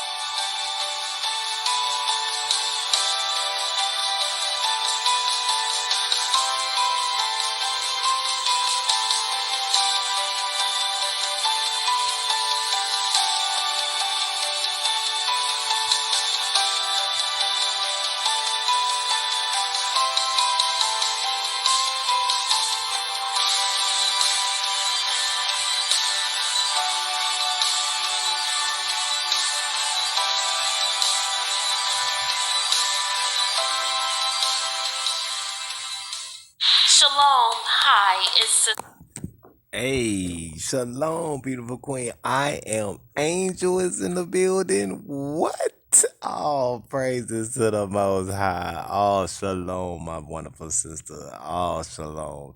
And beautiful queen Ella, it's good to see you back with us, sis. Sis, I surely do hope that you like that the documentary. Family, we is going to do another video, families, just to bag that up, families, because families, like I said there and says before, families, we deal with Hebraic understanding over here, families. That's the way I'm been getting taught. I'm not changing that for nobody. I'm not, yeah, beautiful Queen Jacqueline. Beautiful Queen Jacqueline. Wait until we get to our next video. We finna go over some more maps. We finna go over some more history. That families, all you gotta do is do your research. That's it. The best thing about it, families, is that we already had brothers and sisters that done did extensive years of research already on this. And families, they done combined it all together. All together, families. That way we ain't got to be just hopping around and losing sleep. And none, they done already did all that for us. All that for us, families.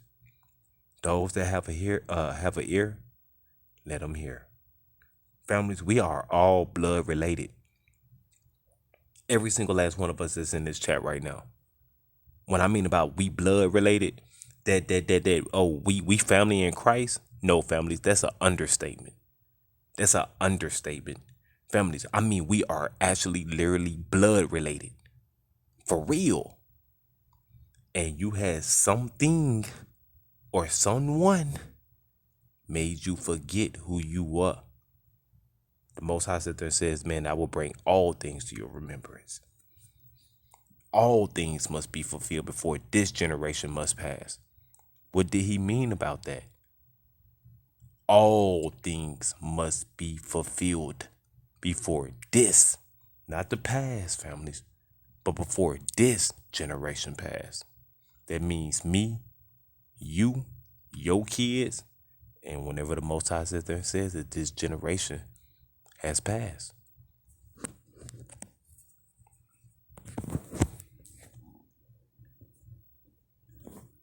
To all my brothers and sisters out here, hey families, let's go.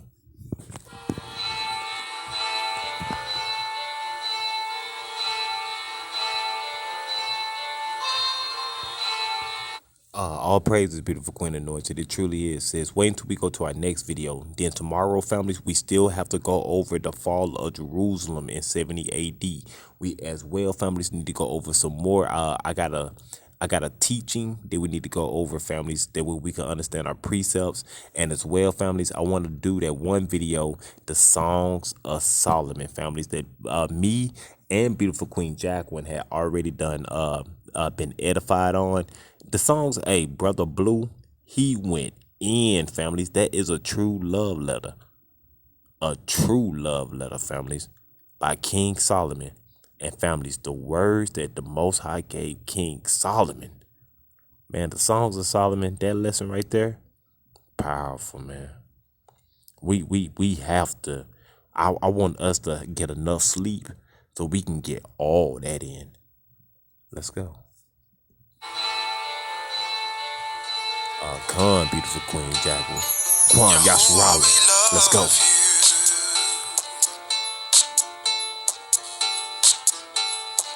Yahuwah, we need you. You are Yahuwah, we adore you.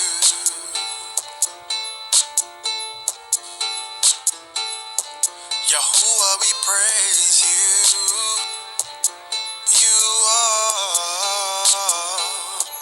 Without you, life don't make no sense. No, no. Without you, we ain't got nothing. You are. You created the universe. Oh, oh, oh. The ocean, seas, and rivers. You are. You created mankind in your image. Oh, oh, oh. But yet each man is unique and different. You are the creator of creation.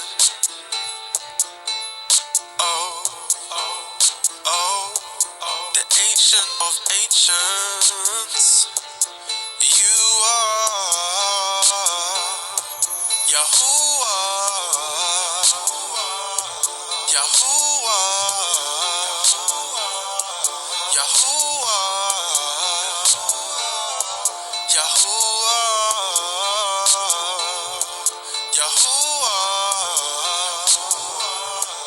Yahuwah, Yahuwah,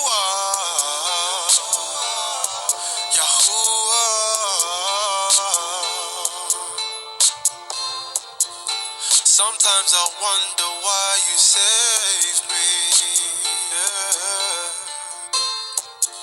You could have left me where I was. I was going down the wrong road,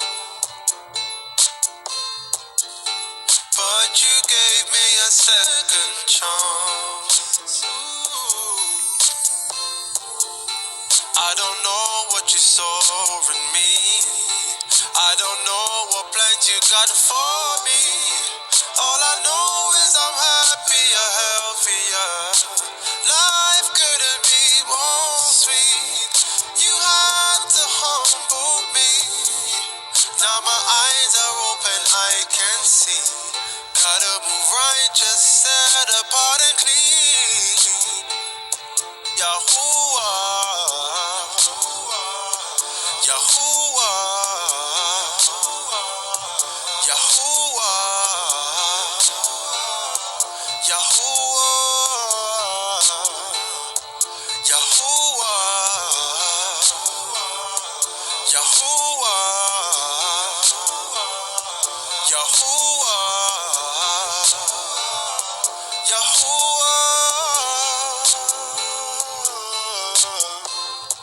He done it for me, he would do it for you.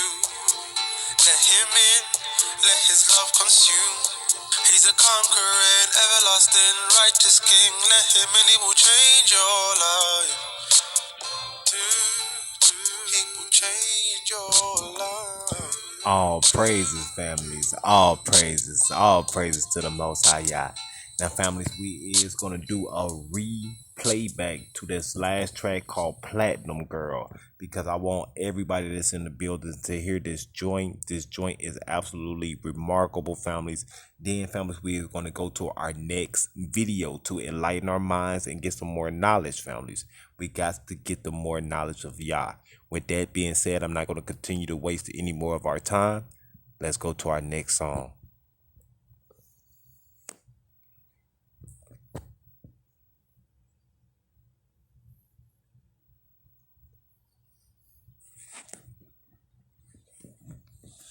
I'm taking you out the hood. I'ma show you things that you ain't never seen, and I'ma have you feeling good. Looking like a million, you'll be my platinum girl. You'll be my platinum. You'll be my platinum girl. You'll be my platinum. You'll be my platinum girl. You're my sunshine on a rainy day. My heart would beat your same boat in a sprint race. You got me pacing, my heart is racing. No time wasting, let's stop procrastinating. Girl, let's begin the baby making. I love you when you know I do. I need you when you know I do. What's a king without his queen? What's a dream without the team? What's life if I wake up and you're not laying next to me? Taking you out the hood. I'ma show you things that you ain't never seen, and I'ma have you feeling good.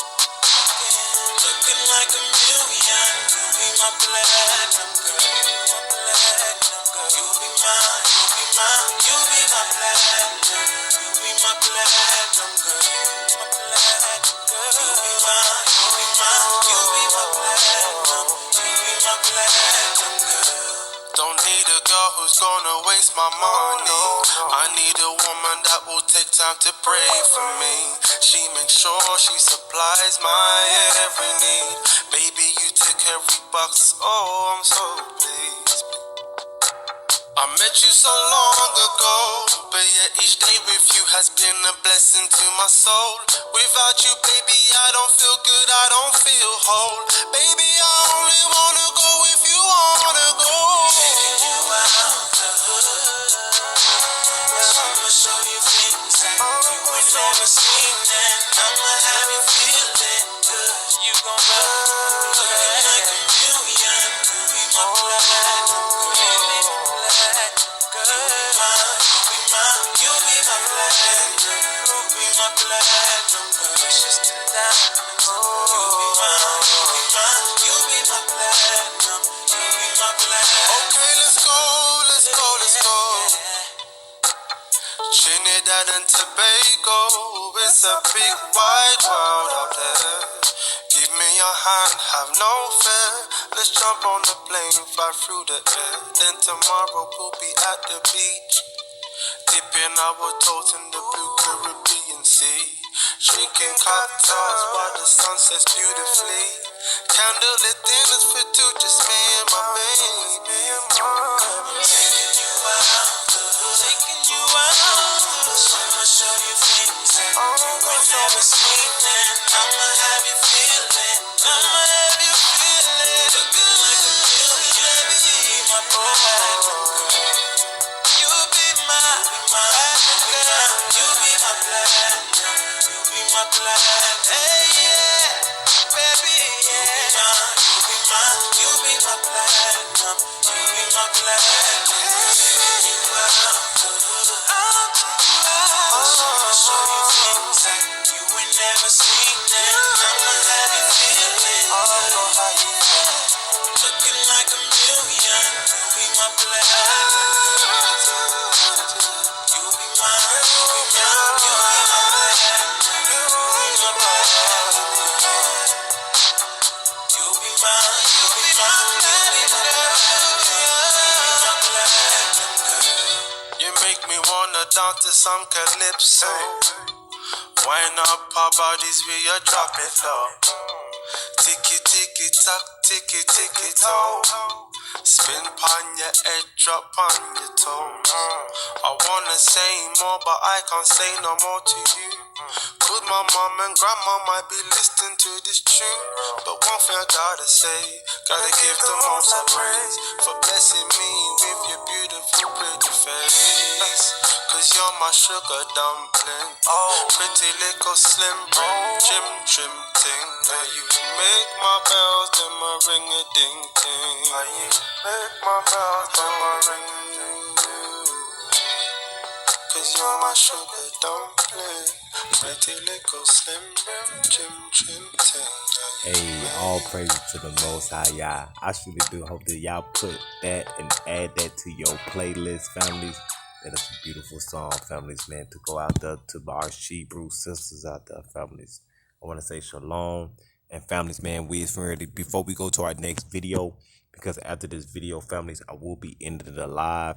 I want to thank the Most High Yah, man, for everybody that's in the building. Beautiful Queen Jacqueline, beautiful Queen Anointed, beautiful Queen Latasha, you is here. Man, I'm happy about that. Beautiful Queen Ella, I'm so happy to see you, sis. I hope that you have been growing. I hope you have been learning spiritually, sis, and taking all this on in. Beautiful Queen I Am Angel, our sister. Oh, sis, man, we have really been going over the history of your people, our brothers and sisters. They are brothers and sisters, and that has really been enlightened on my end. I want to do the Giants video. I want to do that tomorrow because it talks about the Aboriginals and those that was part of Portuguese in Spain. I want to go over that, families. History that people don't want to tell you about. And families, we got all the scriptures. We have all the scriptures, families, to back up what we do, families.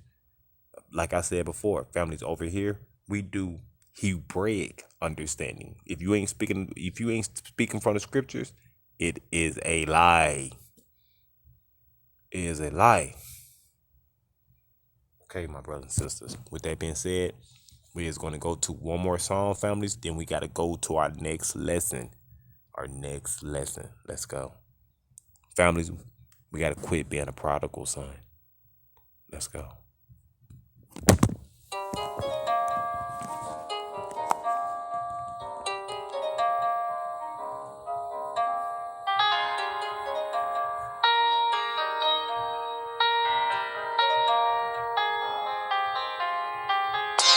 I'm trying to find my way back home, 'cause I've been gone far too long. I did things my way, didn't care what my father say, disobedient, so I fell away, acting like the prodigal son, stiff-necked like the prodigal son. I was graceful like the prodigal son. I became humble like the prodigal son. I was safe in my father's house. It still was not enough. I had some doubts. I had an urge that I couldn't shake. I convinced myself it was just a phase. I set off to revel with my inheritance. So many so-called friends, they had false pretense. Pockets empty, they no longer with me. I ain't got no shelter, and it's cold in these streets. I'm trying to find my way back home, 'cause I've been gone far too long. I did things my way, didn't care what my father say, disobedient, so I fell away, acting like the prodigal son, stiff-necked like the prodigal son. I was graceful like the prodigal son. I became humble like the prodigal son. I was up so high, now I've been brought down low, and I've been eating with the swines, abominable. Almost high, I'm so ashamed. I brought disgrace to Yahuwah, your holy name. On bended knees I ask, can you forgive me? 'Cause I can't hide, I know that you can see me. I really need you, please come redeem me. Lead me to the way back home. I'm trying to find my way back home. 'Cause I've been gone far too long. I did think my way. Care what my father say. So I fell acting like the prodigal son. Back like the prodigal son. I was wasteful like the prodigal son. I became so humble. I'm trying to find my way back. Home. 'Cause I've been gone far too long. My way. Didn't care what my father say. So I fell away. Acting like the prodigal son.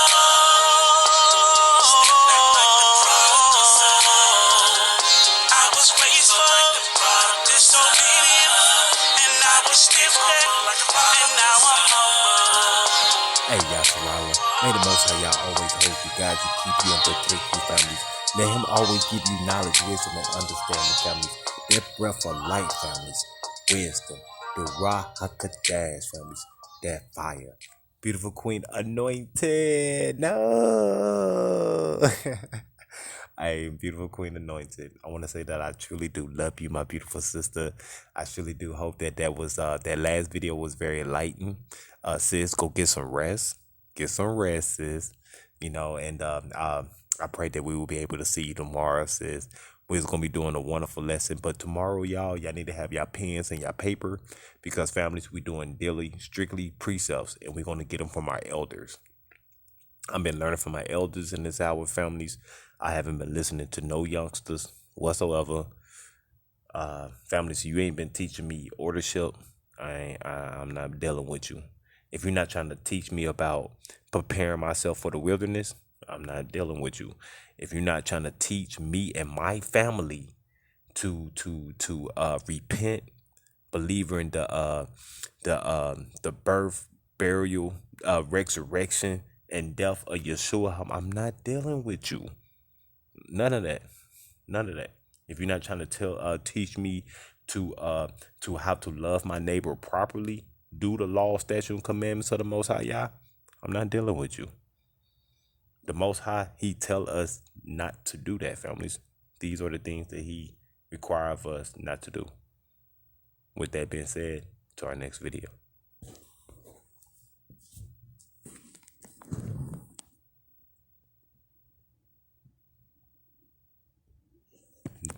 Okay, now families, with this video right here, family, is finna ready to go over some more maps. We as well finna ready to go over some more history. And families, the spirit of Yah made sure that we was never going to forget the songs that we used to sing, the way that we danced, the way that we expressed ourselves to each other. Families, He made sure that spirit will always linger around as the generations went by. Man, Yah is beautiful. The way His mind is beautiful, man. His mind is absolute. His ways is nowhere near. It's unbelievable, man. He made sure of that, families, that we were never going to forget. All glory to Yah.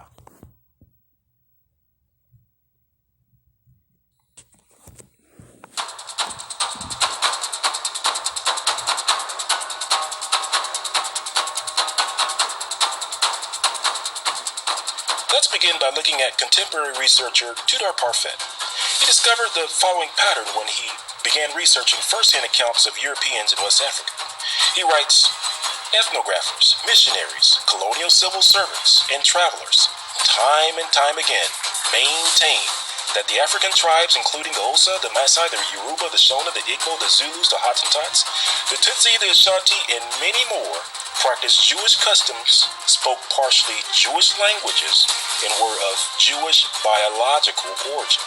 Now, unknowingly, Parfait described all E1B1A tribes. I repeat, he described all E1B1A tribes, which includes the African Americans, the so-called African Americans. So in other words, ethnographers, missionaries, colonial civil servants, and travelers, time and time again, maintained that the forefathers of the African Americans were of Jewish biological origin. Dr. Yehoshua ben Ephraim also identifies correlation between E1B1A and its Judean roots. I strongly recommend checking out his Facebook page on E1B1A. Next, let's look at a map of Africa shown in the back of a book authored by Duke University professor Alan Godbey.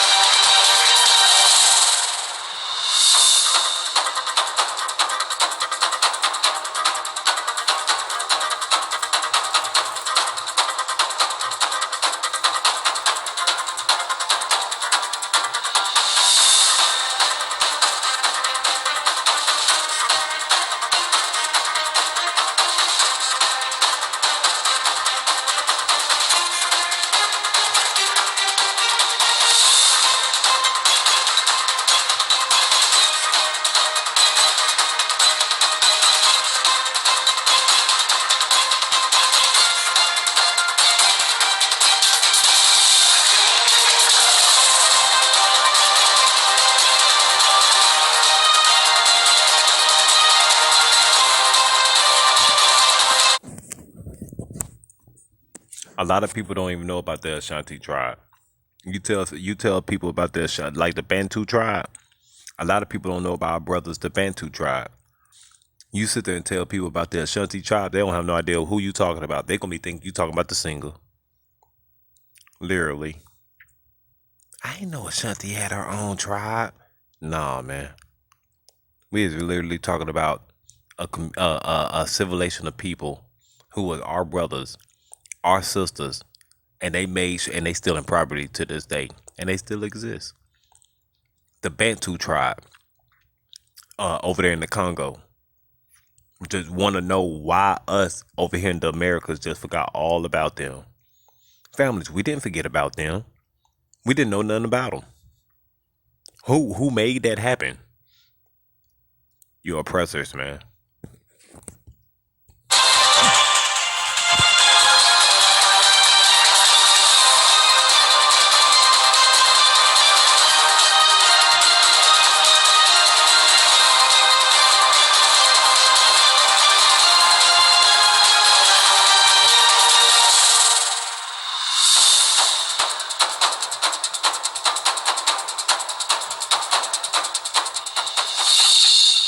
Alan Godbey's book shows the location of some of the Jews in West Africa. Tudor Parfet's research explains that writers of antiquity, or writers during the time of slavery, insisted that Jews... Now, the one thing I love about Binyala is that he understands about promised lands, families. Families, when the Most High sat there and told Moses to take off his sandals because he was sitting on what? Wait for it. Holy Land, right? He nowhere near said promised land, did he? I thought so. There was another area where the Most High sat there and told another prophet to take off his feet, take off his sandals, because they was in the exact same location, in the exact same area. And he sat there and told them to take off your sandals because you is where? On holy grounds, right? I thought so, my brothers and sisters. Brothers and sisters, for the 12 tribes, the 12 stars of Israel, of Yasharallah, every last one of them had a promised land. Every single last one of them, man. But that's only one holy land. We got to get that in your remembrance, families. You have to get that in your membrane. You're going to have a lot of people that are going to sit here and say that the Most High gave lot to families. Every tribe had a promised land. But there's only one holy land. And Yeshua HaMashiach will descend back down from the heavens and land his feet back on the Mount of Olives. And he will reclaim the throne of King David. Better read your scriptures.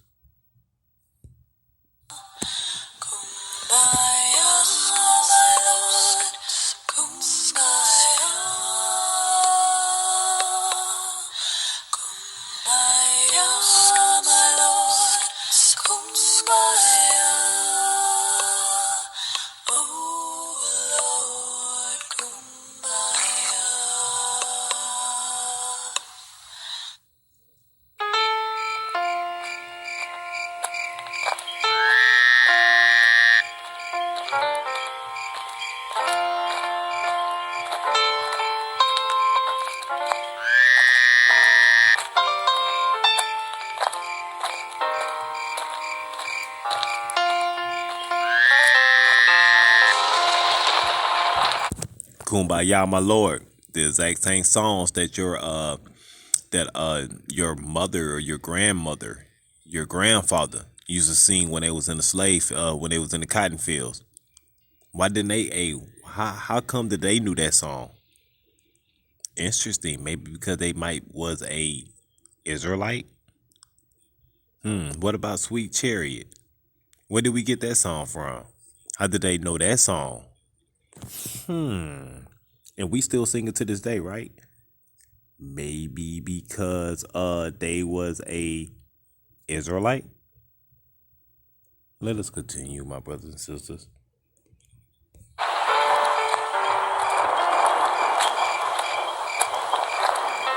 Beautiful songs, families, to give us power. To give us power and still praises to them.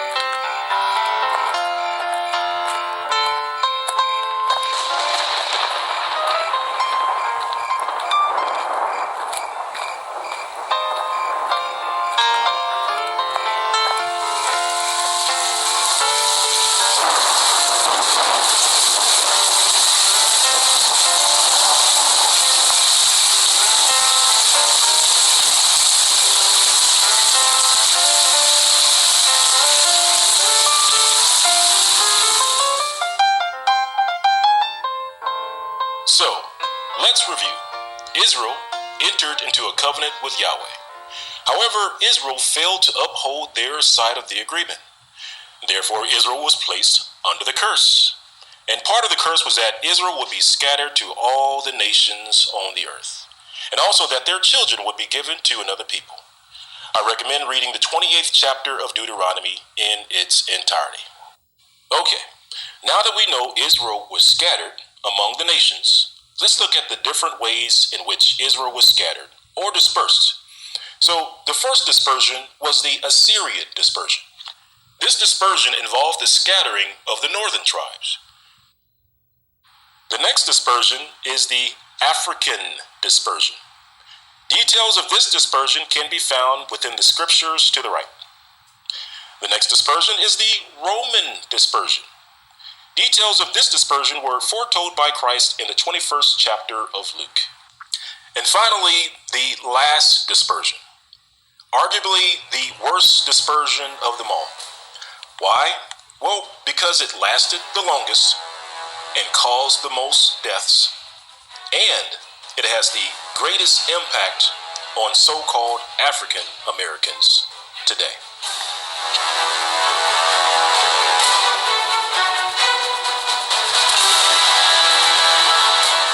The Inquisition dispersion. To understand why this dispersion impacts so-called African Americans, most of all, we need to go back to the beginning of the transatlantic slave trade. In a book titled An Historical Survey of the Island of St. Domingo, it reads, "A curious circumstance was, however, omitted. When the Portuguese first began the traffic in Negroes, application was made to the Pope to sanctify the trade by a bull, which His Holiness issued accordingly. In consequence of this permission and authority, a very considerable slave market was established in Lisbon, which is Portugal, insomuch that above the year 1539, from 10 to 12,000 Negroes were sold there annually." You may wonder, why would a Pope, the head of the Roman Catholic Church, authorize the Negro slave trade during the time of the Inquisition? Well, in order to answer that question, let's take a look at a few references, a few first-hand accounts. The following quote comes from a book authored by John Ogilby of London, who in 1674 was appointed His Majesty's cosmographer and geographic printer. Now, the following quote comes from page 574. and the name of the John book is on your Ogilvy? screen. And the quote reads, that John III, King of Portugal, sent a colony thither above 200 years before, whom though the unwholesome air destroyed, yet the place was not left desolate. For he sent new inhabitants who first settled Guinea, next Angola, and lastly on the island of St. Thomas, that so they might be better used to the air, that the said king sold all those Jews for slaves that refused to embrace the Roman religion, and caused their children to be baptized, from whom coming thither in great numbers most of the present inhabitants were descended.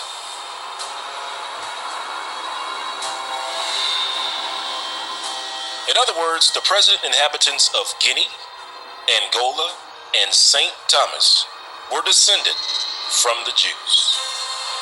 Keep in mind that Guinea, Angola, and St. Thomas are on the west coast of Africa, and that the King of Portugal placed the Jews on the west coast of Africa in great numbers because they refused to embrace the Roman religion. Now you understand why the Pope authorized the Negro slave trade. Here's the quote in its entirety. Please press your pause button now to read it for yourself. All right, families. Now, y'all know where it sits there and says that the Portugal that dwelt on this island, informed by the Neanderthals.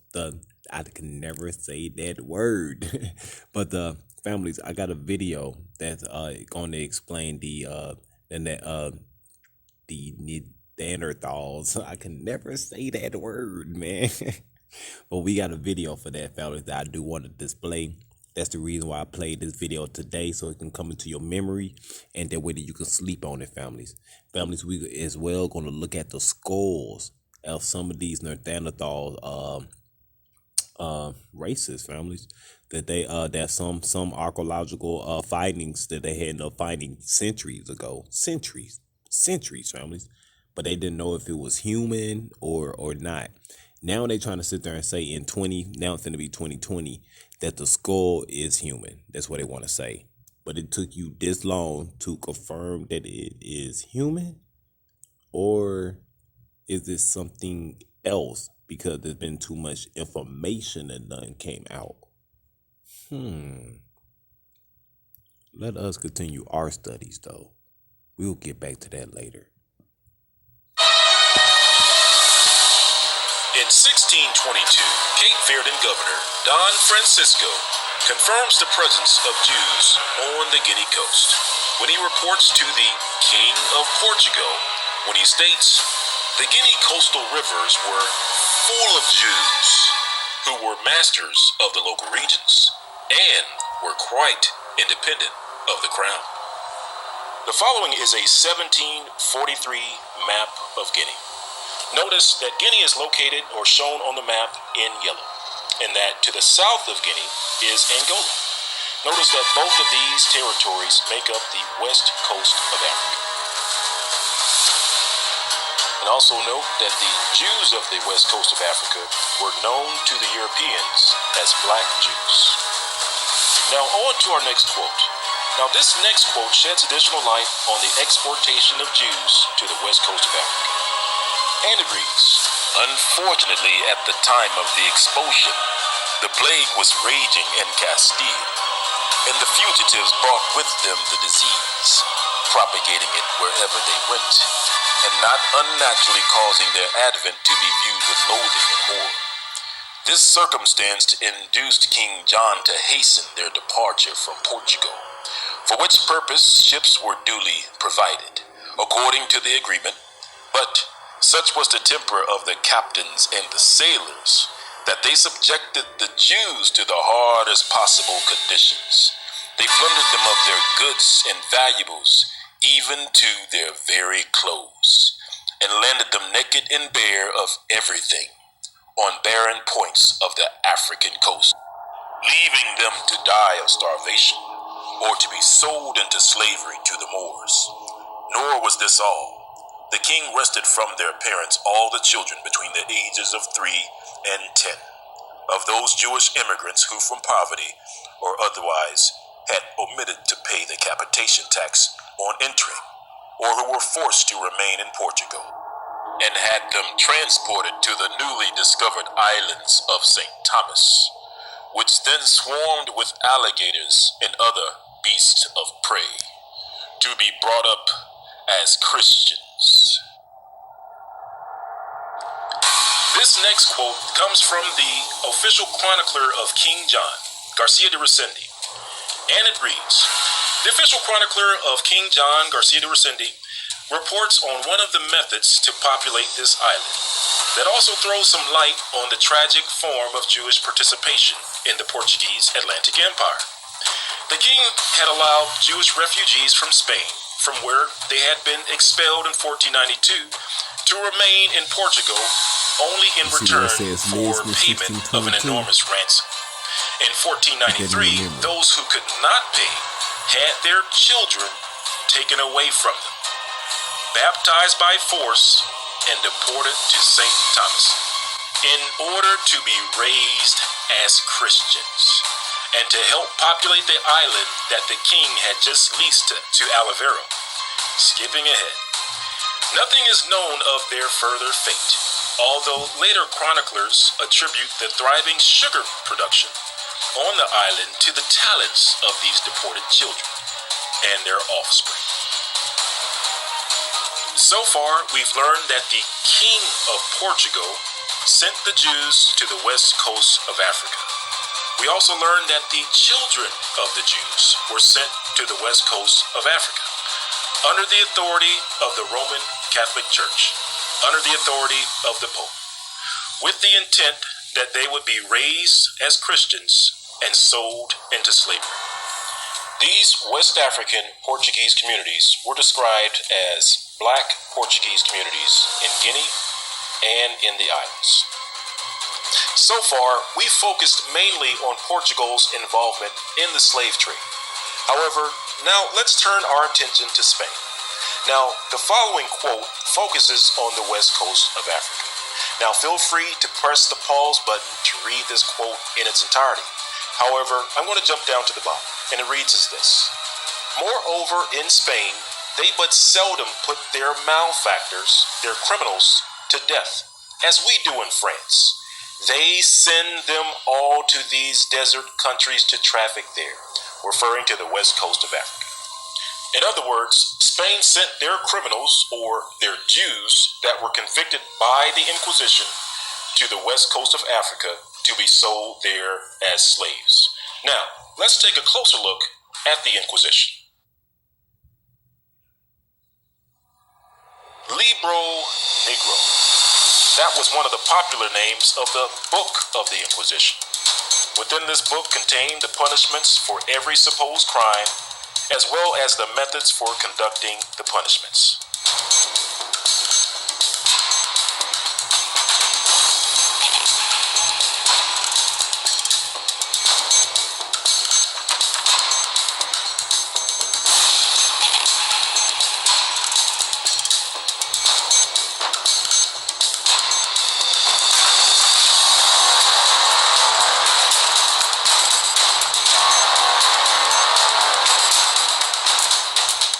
Now, let's take a look inside of the Libro Negro to see exactly where those who were convicted were sent.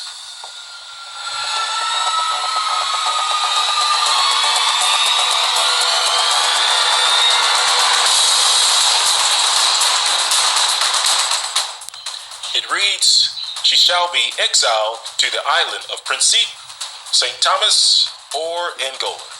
Number 3. Shall be exiled to Angola or St. Thomas. Number 4, exiled to St. Thomas or Angola. Number 6, shall be exiled to St. Thomas, Angola, or Brazil.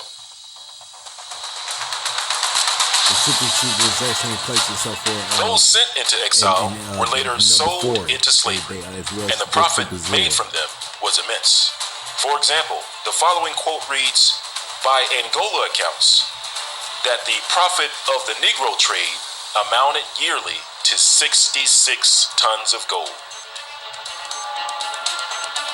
Here we note an interesting connection between the term Negro and the Inquisition. For example, Libro Negro, that was the term used for the Book of the Inquisition. Negro Legend, that was the term used for the denial of Inquisition persecutions.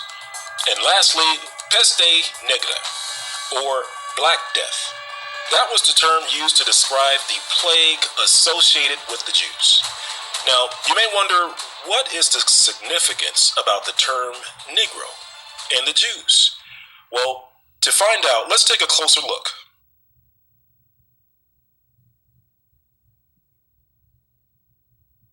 The term Negro, or the Spanish word for black, wasn't commonly used in England until the 19th century. Now, what that means is that prior to being called Negro, Negroes were called something else. In fact, the term Negro, or the term black, was associated with the Jews.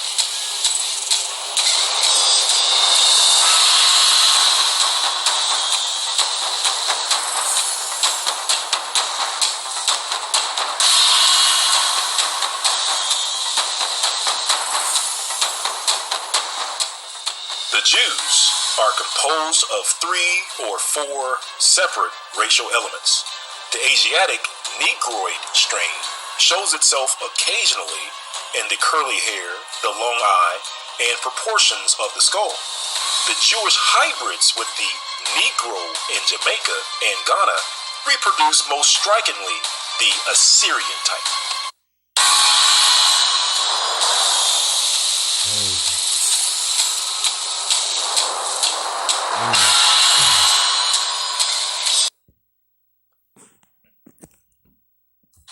Shit, brothers. Nobody got me. I don't got any right now. I don't got any.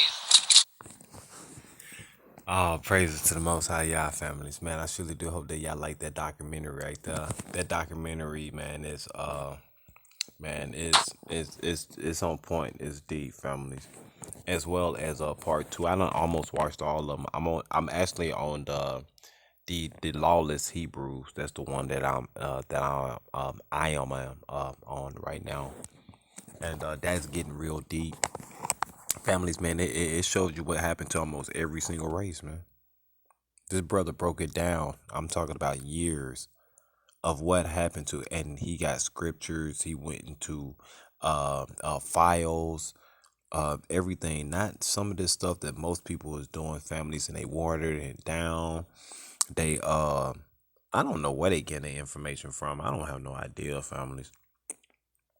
But the Most High Yah, all I know is that he telling us to stay away from that type of stuff, man. That's all I know. So, if you can't back it up with scriptures, if you gotta make a diagram to fit a certain agenda, I'm supposed to run away from that. Everything that's supposed to come to life, the Most High is going to make it surface, families. So tomorrow, families, we will be going over Songs of Solomon. I can't wait for that. All praises to the Most High. As well, families, we're going to do another. Tomorrow, families, is straight teaching. This was a teaching class too, but this is really about history because it's getting us ready for the Black History Month. I will be starting that a month early, all January and all February, families. When I mean about Black history, I'm talking about all history. I'm talking about Hispanics. I'm talking about the Aboriginal Indians. I'm talking about those that stay in Guatemala. Your ancestors are the Mayans, the Issachar, the Mexicans. Your ancestors is the Aztecs. Families, we talking about all that. Also got another video, families, where it talks about the this right here. I can never say that word. But it talks about the missing link too much anymore. So that's fascinating. So there's two things I hear you saying. One is it can't. emphasized is in a book by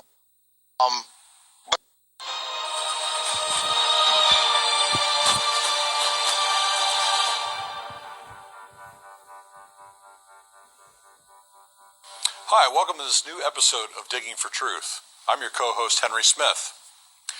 The missing link, ape men, Neanderthals, Lucy. These and other terms refer to fossil remains from the Earth's past. Now, the Bible tells us that the human race originated with two people who were created by God supernaturally, Adam and Eve. Do the kinds of fossils and skeletal remains I just named, and others, disprove this account of human origins that we... Now, families, just to get him, I mean, no offense in all families, but we got to put that to rest right there, period, families. I'm just going to keep it a buck. I got to keep it a buck with you. Families, and on a Hebraic understanding, we got to go back to Genesis. Watch this. Hey, that's our brother, though, man. That's our brother, family. It's just that what he just said, that's an error. I can prove that it's an error. Watch this.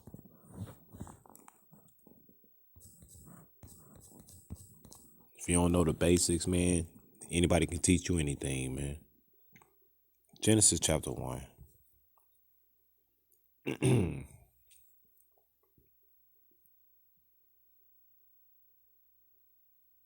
Check this out, families. Watch this. Genesis chapter 1, verse 14. And the Most High said, let there be lights in the firmament, and the heavens to divide the day from the night, and let them families is a plural word, them be for signs, and for seasons, and for days, and for years. Families, these are the exact same things that we're supposed to be doing in this hour. That's why Daniel sat there and told you in Daniel chapter 7, verse 25, that Hasatan will come to try to change what? Times and laws. Let's go. He done it from the beginning because he was a murderer from the beginning. Watch this. And let them be for the lights in the firmament of the heavens to give light upon the earth. And it was so. Families, when it sit there and says that the Most High made two great lights, the greater light to rule the day and the lesser light to rule the night. He also made the stars also. All these families are spirits, man. The stars, yeah, they're spirits, man. People want to tell you they meteors, right? No, that's not what it's telling you right here. And families, when he sits there and says, check this out. And God set them in the firmament of the heavens to give light upon the earth, and to rule over the day and over the night, and to divide the light from the darkness of the Most High saw that it was good.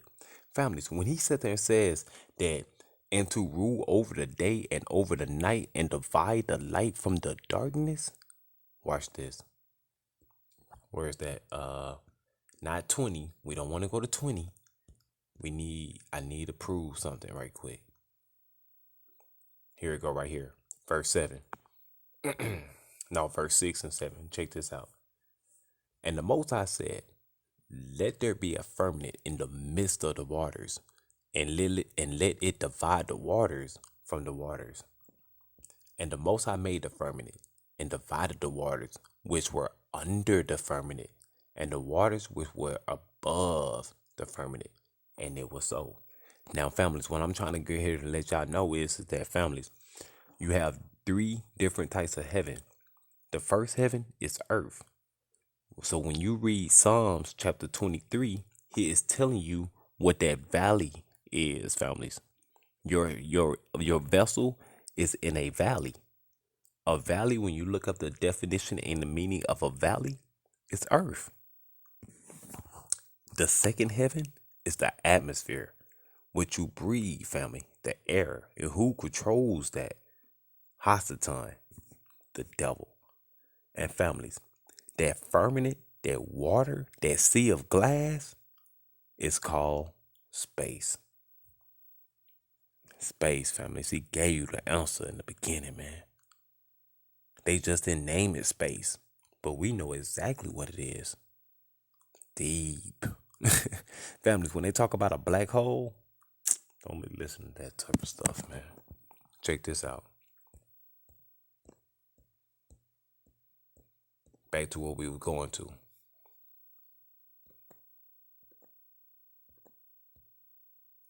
All right, verse 20.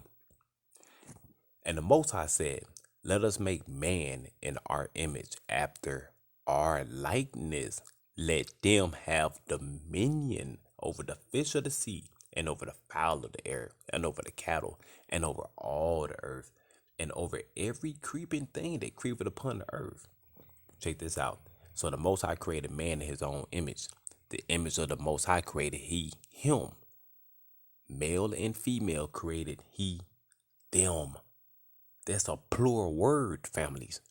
Not sitting there saying that when he created male and female, it created them. No, he's sitting there saying that when he created male and female, when the Most High created he, him, male and female created he, them, he's telling you, families, that they repopulated, families. There was more males and females. Families, Adam has not yet been mission. All they did was have his image. Whoever he created from the beginning had only the Most High's image, but they did not have the Most High's likeness. You won't get that likeness, families, until Genesis chapter 2. Verse 7. So, families, during this time period, that means years, maybe generations probably done passed before the Most High even watched. Check this out. This how you know generations done passed. Because when he sat there and says in verse 1, chapter 2, verse 1, check this out. Thus the heavens with an S and the earth were finished, and all the host of them. And on the seventh day, which is the Sabbath, the Most High ended his work which he had made, and he rested on the Sabbath day, the seventh day, from all his works which he had made. Has he yet mentioned Adam? No, but he had already rested, right? I know. Is it interesting? You better believe it. It's very interesting. Families, from the first beginning, he already let you know that there was people already on this earth before he even chose Adam and Eve. And people literally think that the Most High actually literally took the don't get me wrong, the woman is our rib. But families, it's not what you think it is. Y'all really think, people think that the Most High literally put Adam to sleep, took a rib from his side, and created Eve. No. We just proved that in verse 1. We proved that in Genesis chapter 1. Check this out. So he had already rested, right? Watch this.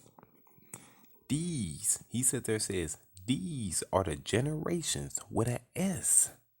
How many generations is that? We don't know. But I can tell you one thing. It's way more than just a day. Watch this. These are the generations of the heavens and of the earth when they were created in the day that the Most High, Elohim, made the earth and the heavens. Watch this. We're going to skip down to verse 7.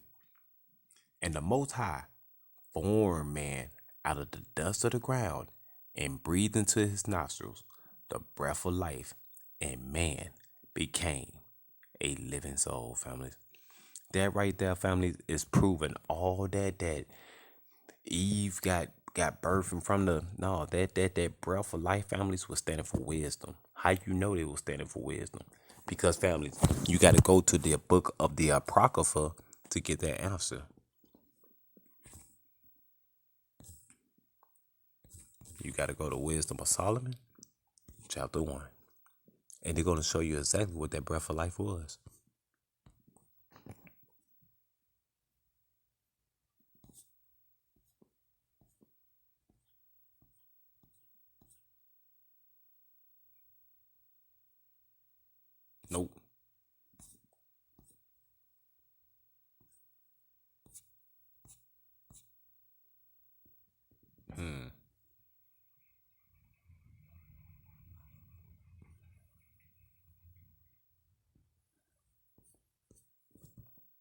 Oh, I'm tripping, families. My bad. Ecclesiastes chapter 1. My bad. Ecclesiastes chapter 1. And it's going to show you what that breath of life really was.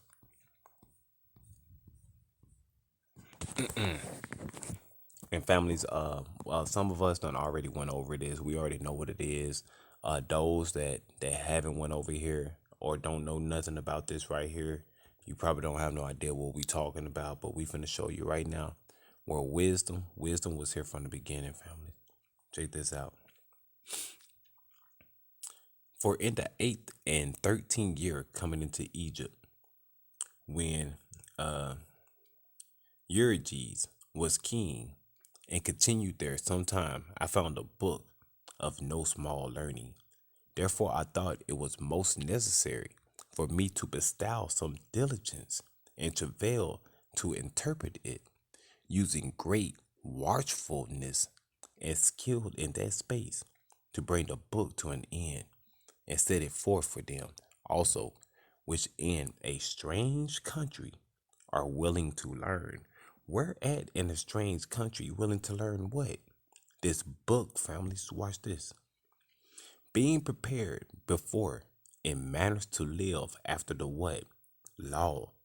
All wisdom cometh from the Most High, and is with him forever. Verse 2. Who could number the sands of the sea, and the drops of the rain, and the days of eternity? He doing this with a question mark. Who could find out the height of the heaven, and the breadth of the earth, and the deep, and wisdom? With his question mark, he asks you these questions. Do you know the answer? He's going to give you the answer. Watch this. Wisdom has been created before all things, and the understanding of prudence from everlasting. Now check this out. The word of the Elohim Most High, the fountain of wisdom, and her ways are everlasting commandment. To whom have the root of wisdom? He's telling you, who's that has the root of wisdom? Yeshua HaMashiach, his only begotten son. Yeshua HaMashiach, families, all that's coming in from Genesis. Check this out though. To whom have the root of wisdom been revealed, or who have known her ways, counsel, her wise counsel? Unto whom have the knowledge of wisdom been made manifest? What's being made manifest? In order for you to manifest something, families, you must think it. For you to think it, you must have faith. When you have faith, you must believe it, families. And then it will come into what? Existence. And who have understood her great experience? Experience in what? Creating everything. That's what the experience was. She created the firmament. She created the stars. She created the space. She created air. She created all things. And who created all things? Hamashiach. Check this out. There is one wise and greatly to be feared. The Most High sitteth upon his throne. What creator do you know? Get off his throne, families. The Most High never left his throne. Never. He always sent his son, families. But people ain't teaching you right. They ain't teaching you. They ain't teaching you, families. You would never know that. You be thinking that the Father actually got off his throne. Families, them seraphims with 4 different faces. Families, it sits there and says they got 4 different faces on each side. Families, they always move forward. It does, families, they always watching. The Most High ain't never left his throne. I don't know what creator most people is serving, families, but the father of the creator of all things, my father, daddy, he never left his throne, families. Check this out.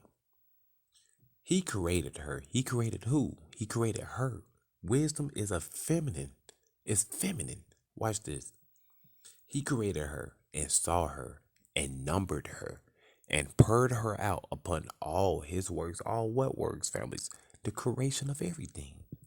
She is with all flesh according to his gift. You remember those spiritual gifts that we were talking about in Isaiah chapter 11? I hope everybody remember about those spiritual gifts. If you want to know the answer, it's Isaiah chapter 11, verse 2. According to his gifts, and he hath given her to them that love him. How do you love him in order for you to get these gifts? In order for you to love him, families, you got to go to 1 John chapter 5. To love the Most High, you must keep thy commandments. Let's go. To fear the Most High is honor and glory and gladness and the crown of what? Rejoicing. That's the exact same crown, family, that you're supposed to be getting in Ephesians 6. The shield of faith, your helmet of salvation. Let's go to that. Let's go to Ephesians. Just to back that up, families. People be playing with wisdom. Then when you go to Proverbs chapter 6, he trying to let you know that wisdom be crying out for you. So we need to go to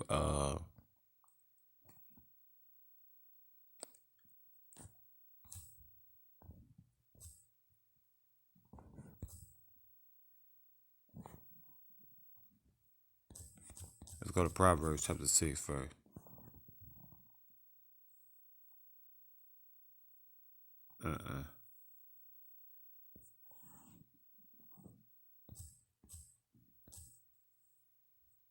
There you go. Proverbs chapter 8. My bad, family.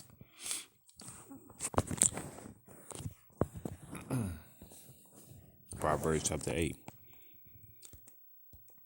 Do it not wisdom cry with a question mark, and understand put forth her voice. Put forth whose voice? Wisdom. She standeth in the top of high places. The top of whose high places? The top of the Most High's throne, families. By the way in the places of her path. What paths? Because the Most High direct your steps. He direct your paths. She cried at the gates. The gates of what, families? Of the New Jerusalem. Families, for you to be able to walk in. Families, it's the one that's hurt. She the one that's crying out to you. It sounds like a whisper, families, but the more you get closer to her, it's loud, families. Check this out. At the entry of the cities, and at the coming in at the doors, unto you, O man, I call. Unto who? Unto you, O man, I call. Unto who? Unto you, O man, I call. And my voice is to the sons with an S of man. Check this out. O ye simple, understand wisdom. They sitting there saying, you people that are simple out here, those that are simple are easily to be influenced. Because anybody can talk to you and you will believe it. Don't do that, my brother. Yasharala we don't get down like that. If you're an Israelite, no, you don't ride like that. The other nations, they do that. Not Israel. We don't do that. Watch this. O ye simple, understand wisdom, and ye fools, be ye of an understanding heart. Hear, for I will speak of excellent things, and the opening of my lips shall be what? Right things. Families, there should be no defilement coming out your lips whatsoever. Why it shouldn't? For my mouth, verse 7, for my mouth speak truth, and wickedness is an abomination to my lips. All the words of my mouth are in righteousness. There is nothing forward or perverse in them. They are all plain in him that understandeth, and right to them that find what? Knowledge. That's what we've been doing, families. We just ain't listening to other people out there, and we don't follow the crowd. If you're not speaking through scriptures, we ain't going to believe you. No, none of that. Families, because we believe in righteousness. We trying to be right. Why? Because my father, our daddy, is holy. And if he's holy, we must be holy. Why? Because we do this. We do this. Verse 10. Receive my instructions. Whose instruction? Your father's instructions. Not silver or knowledge rather than the choice of gold. For wisdom is better than rubies. And all things that may be desired are not to be compared to it, my brothers and sisters. I, wisdom, dwell in prudence, and find out knowledge with witty inventions. The fear of the Most High is to hate evil, pride and arrogance and the evil way and the forward mouth do I hate. Counsel is mine, a sound wisdom. I am understanding. I have strength. That will give us power in this hour, family. That will give us power, families. So, families, you need to understand that that breath of life was wisdom from the beginning, families. So, when you go to Genesis chapter 2, families, that we've been trying to tell people, but families, you can't tell these Christian people nothing because they swear they know it all. Families, y'all got taught by the Roman Catholic Constantine. That's who you got taught by. You got to read. I got taught by him too. Families, when you know something ain't right, it's about time for you to change your ways. Families, when it sit there and says that the Most High Yahuwah formed man out of the dust of the ground don't literally mean dirt. He's talking about a low estate. That's what he's talking about here, families. He's talking about a low estate. But when you listen to somebody else will literally tell you that right there mean from dirt. No, man. No. When he sat there and says, and breathed into his nostrils the breath of life, families, when he breathed into you, he breathed wisdom inside of you so you can live. In order for you to live correctly, families, you would know how to be able to live. How do you know that?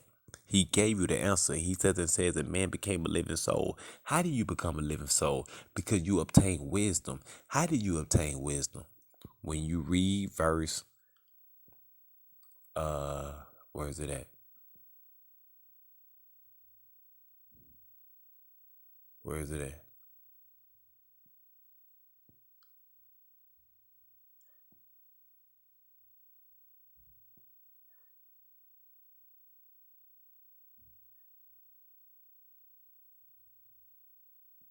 There it go. Verse 15. This how you know that he breathed wisdom inside of him. Verse 15. And the Most High, Yahuwah, took the man and put him into the Garden of Eden, to dress it and to keep it. And the Most High commanded the man, saying, of every tree of the garden thou mayest freely eat, but of the tree of the knowledge of good and evil thou shalt not eat of it. For in that day thou eatest, therefore thou shalt surely die. Families, that's how you know that he gave him wisdom, families. Because Adam wouldn't even understand these things. That means that the Most High gave him commandments from the beginning. Families, you will have commandments to the end, all the way to the end. Man, I want to give all praises, man, to the Most High, y'all, for everybody that came in, those, man, that was able to just feed into the information. I truly do hope that you love the knowledge, families. We will be going over our lessons tomorrow. Man, I want to give all thanks, honor, glory, power, all power to the Most High Yahuwah, his only begotten Son, Yeshua HaMashiach, those that call him Jesus Christ of Nazareth, all around the world, Emmanuel, and the set apart fire, families, that Ruach HaKodesh,